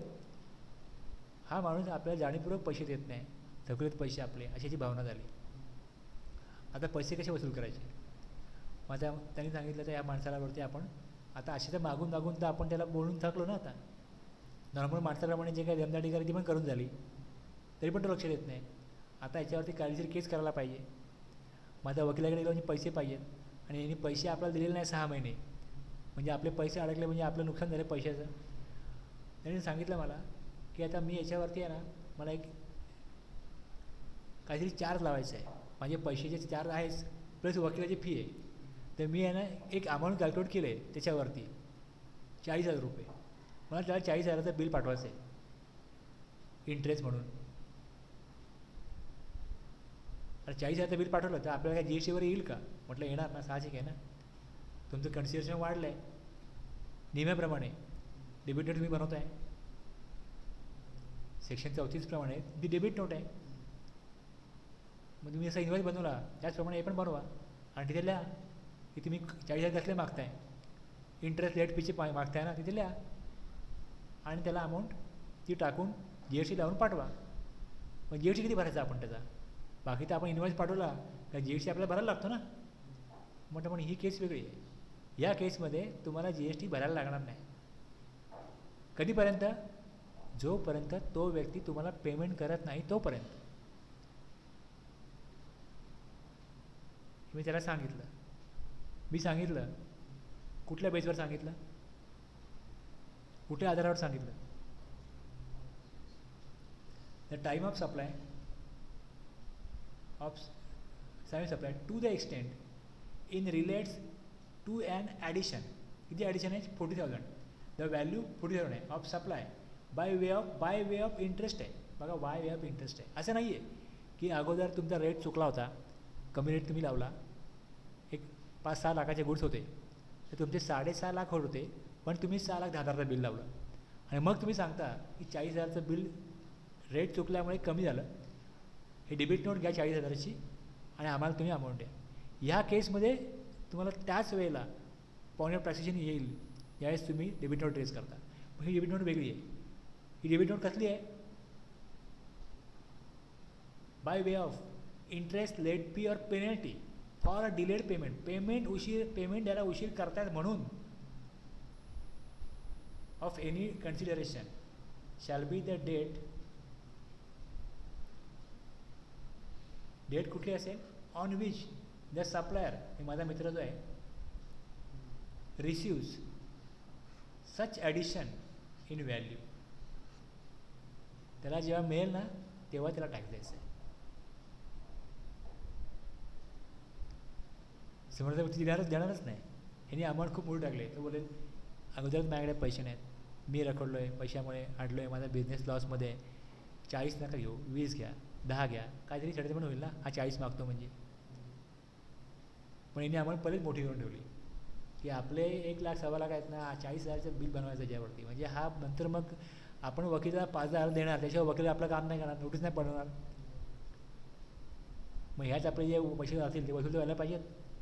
बाकी इंटरेस्ट सोडून दे, इथे पैसे वसूल झाले पाहिजेत. म्हणून यांनी 40,000चं बिल बनवलं. मला विचारलं GSTचं काय करायचं? GST आपल्याला जमा करायला लागेल का? आपलं GST जमा करायला लागेल, पण तो जे पेमेंट देईल ना त्याच्या अगेन्स्ट. हे पेमेंट नाही दिलं तर काहीच नाही. हे मी वाचलं होतं, ह्याच्या आधारे मी सांगितलं. कसं काय? बोलो वाचा, हे वाचा म्हटलं, यात दिलेलं आहे. नॉर्मल सप्लाय नाही तुमचा, हा डिस्प्युटेड तुमचं मॅटर आहे, त्यामुळे नॉर्मल प्रोविजन लागणार नाही याला. म्हणून मग 12/6 आला. अदरवाईज गरज नव्हती 12/6ची. कधी काही असा मॅटर झाला तर मग ह्या प्रोविजनप्रमाणे पैसे आले तर टॅक्स द्या. Addition in value of supply, interest, late fee, penalty for a delayed payment. हेच आहे time of supply, date of receipt of additional value by recipient. रिसिपेंटला पैसे येतील तेव्हा त्याने टॅक्स द्या.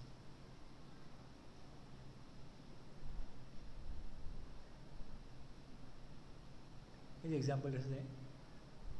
Mr. A and Mr. B enter into contract that Mr. A will make supplies to Mr. B worth ₹1,000 आणि त्याने पेमेंट लेट केलं. If Mr. B fails to make payment within 30 days, he will be liable to pay simple interest at 20%, 31st day till date of actual payment. मग खाली 3 केस दिल्या आहेत. केस 1, केस 2, केस 3. Mr. B makes the payment along with tax on 29. 30 दिवसाच्या आत दिला, okay, मग इथे काय प्रश्न येते, 12/6 येणारच नाही.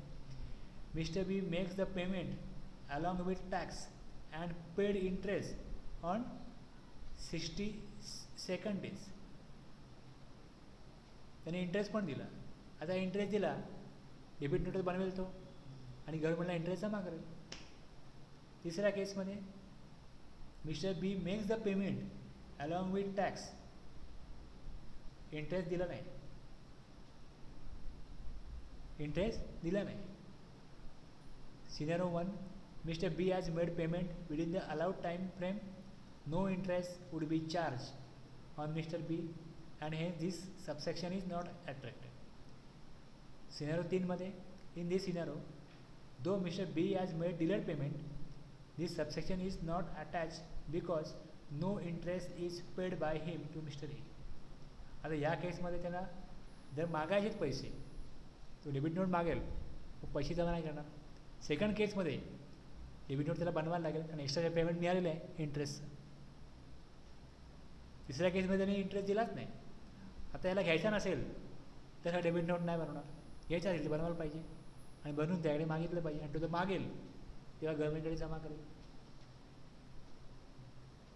Okay. Scenario 2, Mr. B has breached the time limit for payment as per contract. He will be charged simple interest 20% from 31st day to 62nd day till the date of actual payment. In this case, Mr. A receives something more in form of interest. Okay. Due to delayed payment of consideration, the time of supply with respect to this extra receipt is the date on which supplier actually receives such interest. Hence, it is taxable on actual receipt basis. In our scenario, it would be taxable on 62nd day. Okay.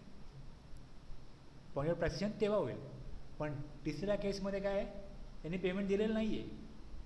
आता payment दिलेलं तर payment तो मागेल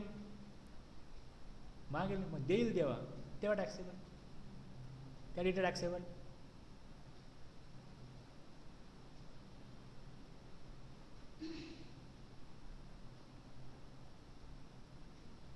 forward charge, reverse charge, voucher, residual end cases आणि याचा आपण addition बघितलं.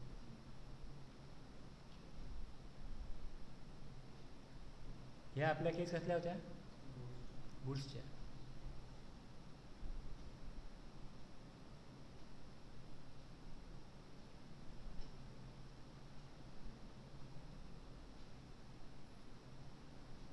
सर्विसच्या बघूया.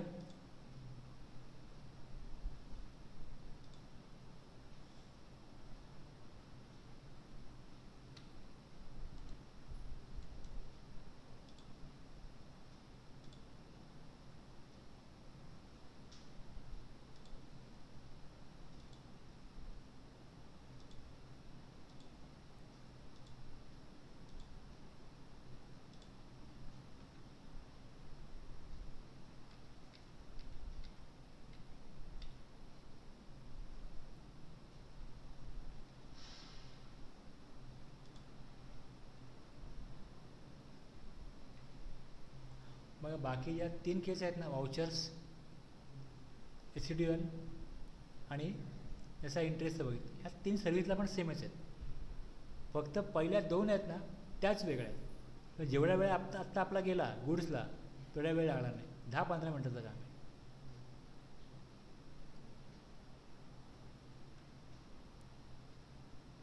आहे. मध्ये सांगितलं आहे,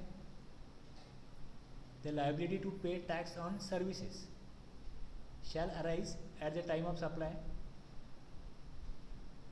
and determine in accordance with the provision of this section.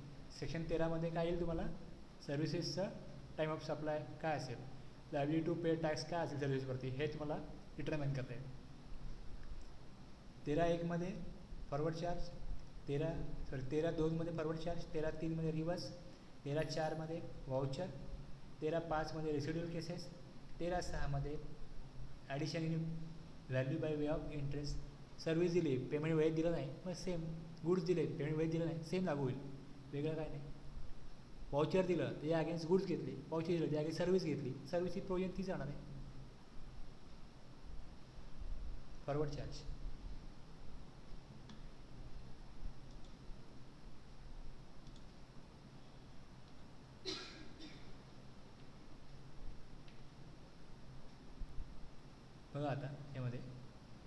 Time of supply of services under forward charge earliest of the following. Invoice issued within prescribe time. आता इनवॉइस इश्यू कधी व्हायला पाहिजे. The time of supply of services shall be the earliest of following date. एक date आहे issue of invoice by the supplier, बरोबर आहे. If the invoice is issued within the prescribe period 30 days 45 days आठवत आहे का. सर्व्हिसच्या केसमध्ये service complete झाली तर विदिन 30 days इनवॉइस इश्यू केला पाहिजे. आणि इन्शुरन्स बँकिंग कंपनी करता 45 days or the date of receipt of payment which every झाली. आता या केसमध्ये इनवॉइस वेळेत इश्यू केला. If invoice issued within prescribe time, date of issue of invoice और date of receipt of payment. सर्व्हिसच्या अगोदर जर का पेमेंट आलं तर मग पेमेंटच्या वेळेस पॉइंट टॅक्सेशन आहे. ॲडव्हान्स मिळाला टॅक्स द्यायला लागतो सर्व्हिसच्या केसमध्ये.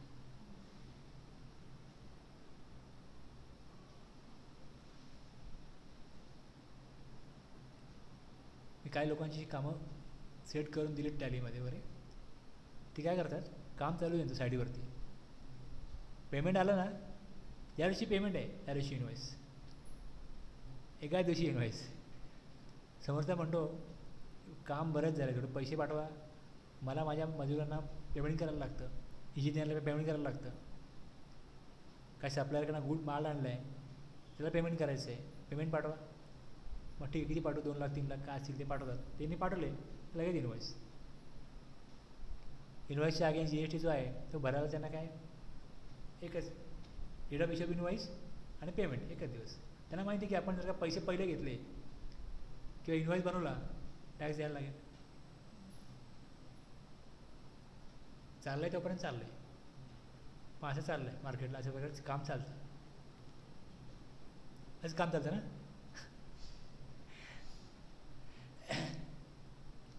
If invoice not issued within prescribe time, service complete झाली 30 दिवसामध्ये इनवॉइस इश्यू नाही केला तर date of provision of service, date of provision of service. मी तुमचं कॉन्ट्रॅक्ट घेतलं आहे आणि मी तुम्हाला सांगतो की सर्व्हिस कंप्लीट झालेली आहे, हे सर्टिफिकेट देतो, सगळं देतो, आणि मी गव्हर्नमेंटला टॅक्स देत नाही. Okay. If invoice not issued within prescribe time, date of provision of service, date of receipt of payment, ह्याच्या अगोदर काय ते घ्यायचं. सर्व्हिस कंप्लीट झाली मग तो समोरच्याला सांगतो की सर्व्हिस कंप्लीट झाली, पेमेंट आहे, तो पेमेंट देत नाही. आता ह्याने इनवॉइस दिला तर काय होईल, पेमेंट मिळणार नाही. पण इनवॉइस इश्यू केला तर याच्याकडे टॅक्स येतो ना. मग हा परत त्याला फॉलोअप करतो की सर्व्हिस कंप्लीट झाले, पैसे द्या. पण जर इनवॉइस दिला पैसे या महिन्यात मिळणार नाहीत, पैसे पुढच्या महिन्यात मिळणार आहेत. आपल्याला पॉइंट टॅक्सेशन काय कशावर आहे, ते इनवॉइस इश्यू केला तर इनवॉइस किंवा मग date of payment whichever is earlier. मी 25 तारखेला इनवॉइस इश्यू केला, पेमेंट मिळणार 10 ऑगस्टला, पेमेंट मिळणार 25 ऑगस्टला. म्हणजे आता इनवॉइस इश्यू केला तर मला 20 तारखेच्या आज पैसे भरायचे आहेत, 20पर्यंत पैसे नाही आले तर माझ्या पॉकेटमधून मला टॅक्स गव्हर्नमेंटला द्यायला लागेल. त्यामुळे इनवॉइस इश्यू नाही करत, पेमेंट येईल तेव्हा इनवॉइस इश्यू करायचा. पण जर का अशा प्रकारे प्रूव्ह झालं की तुम्ही इनवॉइस वेळेत इश्यू नाही केलेला, सर्व्हिस कंप्लीट झाली, तर मग date of provision of service आणि date of receipt of payment याच्या अगोदर जी डेट आहे त्याला येईल पॉइंट ऑफ टॅक्सेशन. लायबिलिटी तेव्हा आहे गव्हर्नमेंटला देण्याची, तेव्हा तुम्ही द्यायला पाहिजे, तेव्हा तुम्ही दिली नाही. म्हणून मग जे काही कायद्याप्रमाणे तुम्ही तरतुदीप्रमाणे डॉक्युमेंटेशन केलं नाही, गव्हर्नमेंटचं पेमेंट केलं नाही, म्हणून मग जे काही कायद्यामध्ये असेल, तुम्ही गुन्हा केला म्हणून, लॉ व्हायलेट केला म्हणून जी पेनल्टी आहे ती गव्हर्नमेंट लावेल. छोट्या मोठ्या लोकांचं हे चालतं, पण एखाद्या मोठ्या कॉन्ट्रॅक्टरचा असेल, त्यांचं करोडोमध्ये जर टर्नओव्हर असेल तर मग गव्हर्नमेंट अशा लोकांना सोडत नाही. प्रोव्हिजन सगळ्यांना करत आहे, पण कोणावर चाबूक उभं राहायचं आणि कोणावरती नाही ह्याचा निर्णय कोण घेणार? गव्हर्नमेंट घेणार.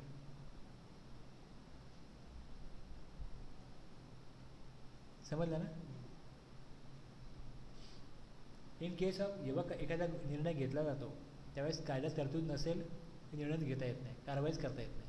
त्यामुळे हे दिलेलं आहे. याच्यामध्ये जर का एखादा व्यक्ती चुकत असेल त्यांनी सावध राहावं की आपल्यावरती ईडी बिडी कधी पण लागू शकते. तुम्ही चुकत असाल तर मग, आणि चुकत नसाल तर कोणी काही करू शकत नाही.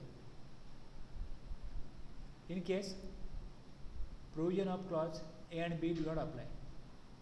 Date of receipt of service shown by the recipient in his books of account.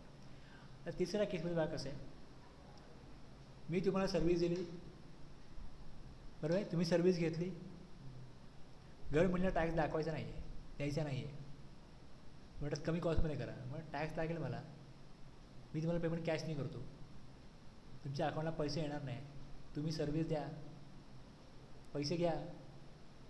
Tax जो व्यक्ती अनरजिस्टर आहे तो काय म्हणतो, मला काय उपयोग, टॅक्स मी काय देऊ तुम्हाला, पण तू मला पेमेंट करणार ना, पेमेंट कॅश नाही केलं तर मग ठीक आहे, मग टॅक्स नको देऊ, तेवढी अमाऊंट कमी दे, असं होतं ना.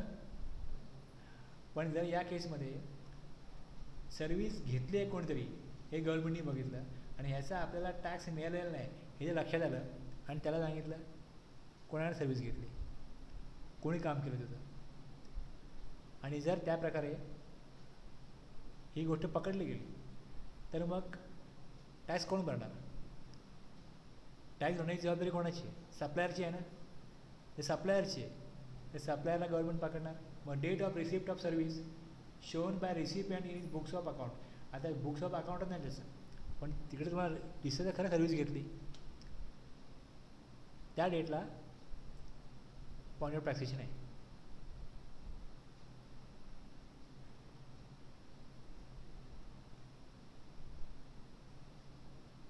कुठेतरी पाहिजे ना डेट, शोन मेल इकडे दिसतेच आहे, सर्व्हिस घेतली पण टॅक्स नाही दिला, पेमेंट कॅश नाही दिली.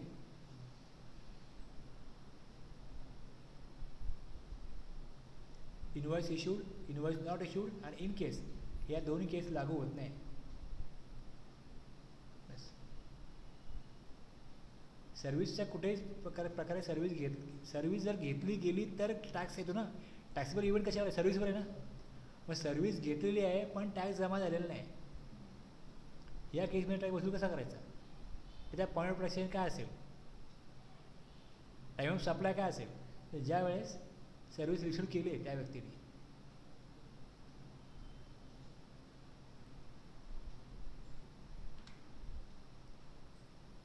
पण रूल 47 बघितलं 30 दिवस, 45 दिवस हे आपण बघितलं.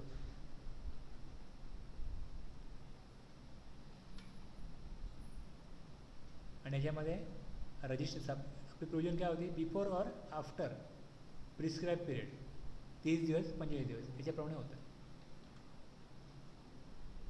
Invoices shall be issued before or after the provision of service but within prescribe period.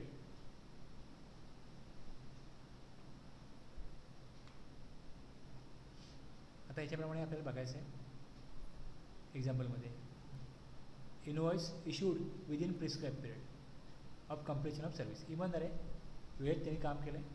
Date of completion service 16 April, date of invoice 20 April, within 30 days invoice बनला. Okay. Date of receipt of payment 28 April, जे याच्यानंतर आहेत बघा. आता याच्यामध्ये date of invoice आणि payment आपण बघितलं ना, पहिले दोनच होते आपल्याकडे, दोनच होते. इनवॉइस जर वेळेत बनला आहे तर कंपॅरिझन कसली करायची, date of invoice, date of issue of invoice, date of payment, दोघांमध्ये अगोदर काय हेच बघा. सर्व्हिस कधी कंप्लीट झाली आहे, date of issue of invoice जर वेळेत आहे, सर्व्हिस कंप्लीट झाली असेल अगोदर 20 दिवस 25 दिवस मॅक्झिमम 30 दिवस. इनवॉइस बनला, वेळेत बनला म्हणजे 30 दिवस बनला इनवॉइस, मग त्या डेटला महत्त्व नाही आहे. सर्व्हिस कधी कंप्लीट झाली त्या डेटला महत्त्व नाही आहे. पॉईंट ऑफ टॅक्सेशनसाठी आपल्याला 2 डेट पाहिजेत, एक date of issue of invoice आणि date of receipt of payment, payment कधी मिळालं, इन्व्हॉइस इश्यू कधी केला, दोघांच्या अगोदर काय, ती डेट, मी सप्लायर आहे, मी वेळेत इन्व्हॉइस इश्यू केला आहे, मला पेमेंट मिळालं आहे, पेमेंट जर इन्व्हॉइसच्या अगोदर मिळालं आहे तर पॉईंट ऑफ टॅक्सेशन पेमेंटप्रमाणे, आणि इन्व्हॉइस नंतर पेमेंट मिळालं आहे तर इन्व्हॉइस अगोदर आहे तर इन्व्हॉइसच्या डेटप्रमाणे पॉईंट ऑफ टॅक्सेशन येईल. दोन्ही एकाच महिन्यात आल्यानंतर प्रॉब्लेम नसतो काय, एका महिन्यात इन्व्हॉइस आहे, एका महिन्यात पेमेंट आहे, पहिल्या महिन्यात पेमेंट, दुसऱ्या महिन्यात इन्व्हॉइस आहे, मग ह्या महिन्यात मला काय येतं, पॉईंट ऑफ टॅक्सेशन. तर मी गुड्सच्या केसमध्ये 1,00,000 ॲडव्हान्स घेतला, टॅक्स कधी भरायचं आहे, रिमूव्हल पुढच्या महिन्यात आहे, इन्व्हॉइस पुढच्या महिन्यात बनणार आहे, टॅक्स पुढच्या महिन्यात आहे.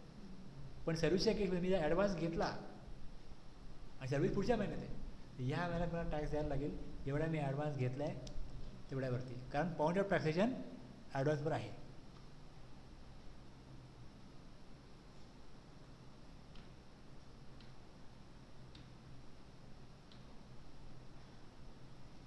Invoice issued within prescribe period of completion of service. 30 सप्टेंबरला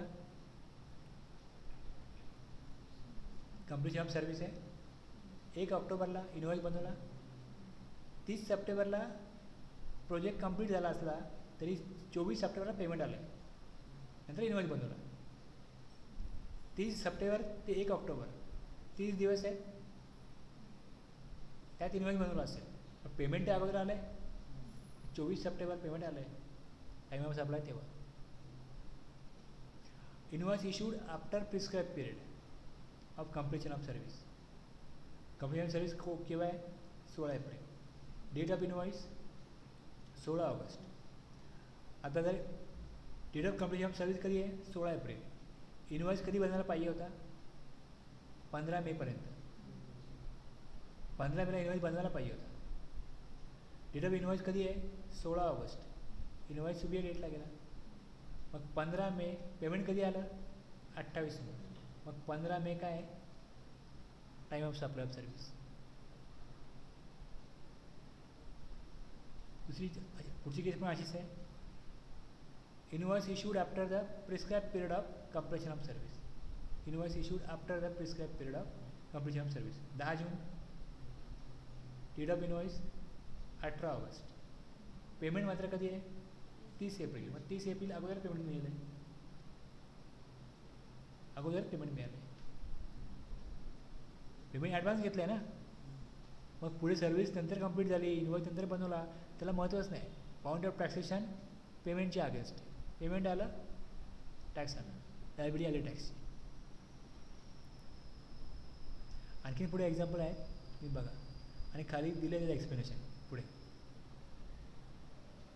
दिलेले. बँकेत पैसे कधी आले, बुकमध्ये एंट्री कधी केली वगैरे, थोडं असे एक्झाम्पल त्यात दिले. आणखी हे बघा, बुक एंट्रीचं वगैरे एक्झाम्पल आहे. Continuous supply of service.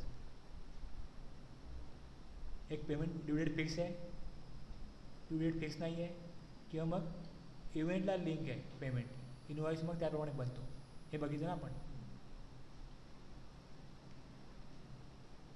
Due date of payment ascertainable किंवा अनॲसर्टेनेबल. जेव्हा फिक्स आहे तेव्हा on or before the date of payment, आणि जर otherwise before or at the time of receive the payment, payment जेव्हा मिळेल तेव्हा. आणि जर इव्हेंट आहे, ते इव्हेंट जेव्हा कंप्लीट होईल तेव्हा इन्व्हॉइस इश्यू करा, त्या डेटला पॉईंट ऑफ टॅक्सेशन आहे.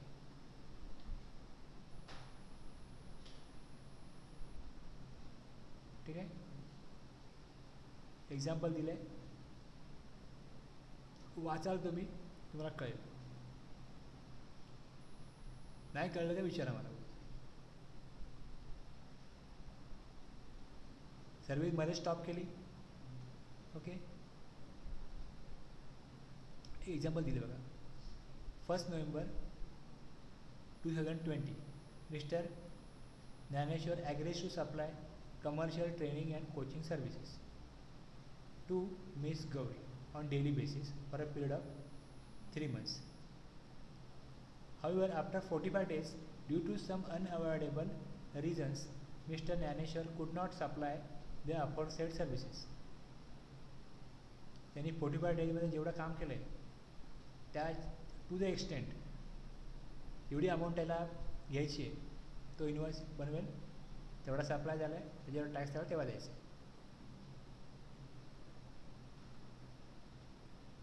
Reverse charge. रिव्हर्स चार्जला असं जसं गुड्सचं बघितलं आपण, सर रिव्हर्स चार्ज ह्यात पण आहे. The date of payment is entered, एक डेट आहे आणि पेमेंट कधी मिळालं, the date on which the payment is debited in his bank account. ह्या दोन डेट किंवा डेट तिसरी, immediately following 60 days from the date of issue of invoice और any other document by whatever name called. Supplier जो आहे तो एक डेटला डॉक्युमेंट देईल, इनवॉइस देईल, त्यावेळी तुम्ही 60 दिवस घ्या. गुड्सच्या केसमध्ये 30 दिवस आहेत, सर्व्हिसच्या केसमध्ये 60 दिवस आहेत. पेमेंट अगोदर आहे, बँकेत अगोदर आहे का, अगोदर एंट्री केली आहे पेमेंटची का, मग 60 दिवस मोजल्यानंतर जो 61वा दिवस येतो तो अगोदर आहे. हे 3 डेट काढायचे. तेव्हा काय येईल, point of taxation. Provided that where it is not possible to determine the time of supply A or B, the time of supply shall be the date of entry in the books of account of the recipient of the supply. तर हे करता येत नाही. Recipient ज्या डेटला entry करेल ती date काय येईल, पॉईंट ऑफ टॅक्सेशन त्या डेटला आहे, टाईम ऑफ सप्लाय त्या डेटला आहे. आता जसं 2 कंपन्यांमधला व्यवहार आहे, 2 पार्टीमधला व्यवहार आहे, दुसरी पार्टी जी आहे ती आहे associated enterprises. Associated enterprises where the supplier of service is located outside India. ती भारताच्या बाहेर आहे आणि ती असोसिएटेड एंटरप्राइजेस आहे. The time of supply shall be the date of entry in the books of account of the recipient of supply or the date of payment whichever is earlier. आता associated enterprises असेल may बी ते payment नाही करणार, त्यांनी service घेतली ना, service घेतली तर मग जी डेट ऑफ एंट्री त्यांनी केली त्या डेटला एंट्री केली, त्या डेटला काय येईल, पॉईंट ऑफ टॅक्सेशन. आणि जर पेमेंट घेतलं अगोदर काय पेमेंट, तर payment. Time of supply of services under reverse charge other than associated enterprises. बघा जी भारताबाहेरची दुसरी कंपनी आहे ना, त्यांना भारताचा लॉ लागू होत नाही. तर त्यांच्याकडनं सर्व्हिस घेतली भारतामधल्या कंपनीने तर त्यावर रिव्हर्स चार्ज लागतो. त्या टॅक्स कोणी भरायचा, भारतामधल्याच कंपनीने ना. मग त्यांना पेमेंट केलं तुम्ही, ते पेमेंटच्या अगेन्स्ट भरा. पेमेंट नाही केलं, तुम्ही सर्व्हिस घेतली म्हणून रेकॉर्ड केली तुम्ही सर्व्हिस, बस त्या डेटला करा. त्या डेटप्रमाणे त्यांना लायबिलिटी येईल. बाकीच्यांना कसं येईल, date of payment entered in the books of account, date on which payment is debited, बँकेत पैसे कधी आले, किंवा 60 दिवसामध्ये. 60वा दिवस कधी, जो इन्व्हॉइस इश्यू केला आहे सप्लायरनी तिथपासून 60वा दिवस, किंवा पेमेंट आलं आहे रेकॉर्ड केलं आहे बुकमध्ये, या 3 डेट इथनं इन्व्हॉइसपासनं 61वा दिवस, या 3 डेटमध्ये जी अर्लियर आहे ती काय, पॉईंट ऑफ टॅक्सेशन RCMमध्ये, रिव्हर्स चार्जमध्ये, सर्व्हिसच्या केसमध्ये. When date cannot be determined, date can be determined above date of entry in the books of account of the recipient of supply. Bus recipient म्हणतो या डेटला त्या डेटला, त्याची एंट्री या डेटला त्या डेटला. पेमेंट जर कॅशमध्ये असेल ना तर मग कॅश कुठेच कळत नाही कधी आली, आणि इन्व्हॉइस समोरच्याने दिलाच नाही आहे, दिला आहे पण यांच्याकडे काय त्याचा रेकॉर्डच नाही आहे, तर मग सर्व्हिस घेतली आहे ना, टॅक्स द्यायचा ना.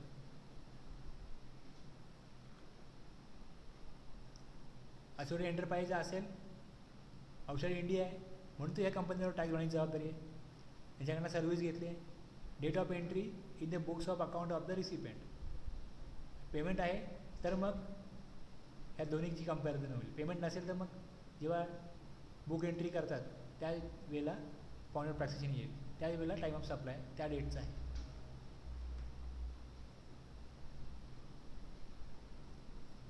केस 1, payment is made by recipient of services within 60 days of issue of invoice. Date of issue of invoice 22 June. A payment, case 1, a payment is made by recipient of service within 60 days of issue of invoice. 10 May date of actual payment, date of entry in the books of account by recipient 23 June. या केसमध्ये actual payment कधी त्यांनी नंतर entry केली, payment अगोदर आले 10 May. Case 2 payment is not made by recipient of service within 60 दिवस payment नाही केलं. 23 June date of issue of invoice. Actual payment 28 September. June, जुलै, ऑगस्ट 60वा दिवस 23 ऑगस्ट. बुक ऑफ एंट्री 24 जून.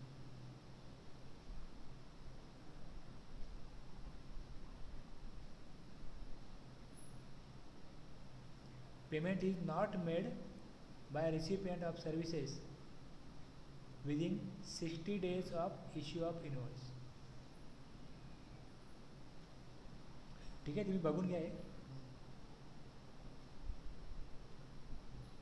बाकी वाउचर आहे.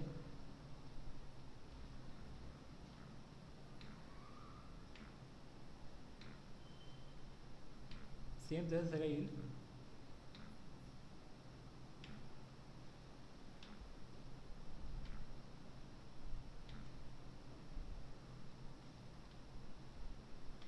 तिकडे एक्झाम्पल गुड्स होतं, इकडे एक्झाम्पल सर्व्हिस आहे. बाकी फरक काय नाही त्यामध्ये. बघा 12/2मध्ये invoice date, last date of invoice. 13/2मध्ये टाईम लिमिट आहे 30-45 दिवस. Date of invoice, payment received whichever is early. Invoice not within time, date of completion, payment received. हे कम्पेअर करा. आणि मग ए आणि बीमध्ये केस नाही आहे, तर मग रिसिपियंट ज्यावेळेस बुकमध्ये एंट्री करेल तेव्हा याप्रमाणे काय येईल, टाईम ऑफ सप्लाय ऑफ सर्व्हिसचा येईल. ही फॉरवर्डची केस झाली. 1000 रुपये एक्स्ट्रा, 1000पर्यंत एक्स्ट्रा रुपये घेतले असतील, पुढच्या वेळेला ॲडजस्ट होतील, त्याच्यावरती काय ॲडव्हान्सवरती टाईम भरण्याची गरज नाही. Reverse charge 12/3/13. Receipt of goods, payment 31वा दिवस. इथे डेट ऑफ पेमेंट 61वा दिवस.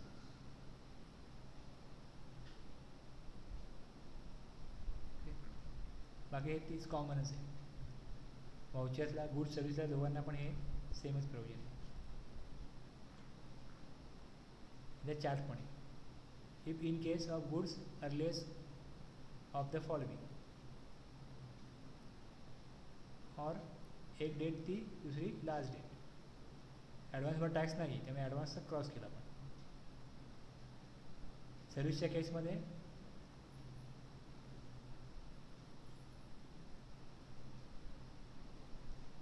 हे फॉरवर्ड चार्ज आहे. रिव्हर्स चार्जमध्ये पहिला बघायला लागेल असोसिएटेड एंटरप्राइज आहे की नाही आहे. त्याप्रमाणे 2 कॅटेगरीज झाल्या. गुड्सला 30 दिवस, याला 60 दिवस.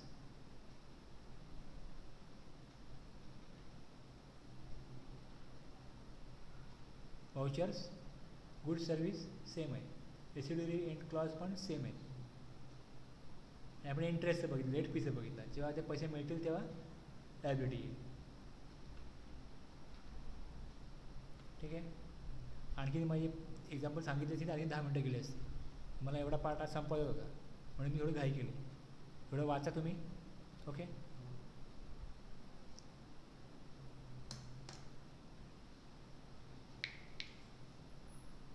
थांबूया ना.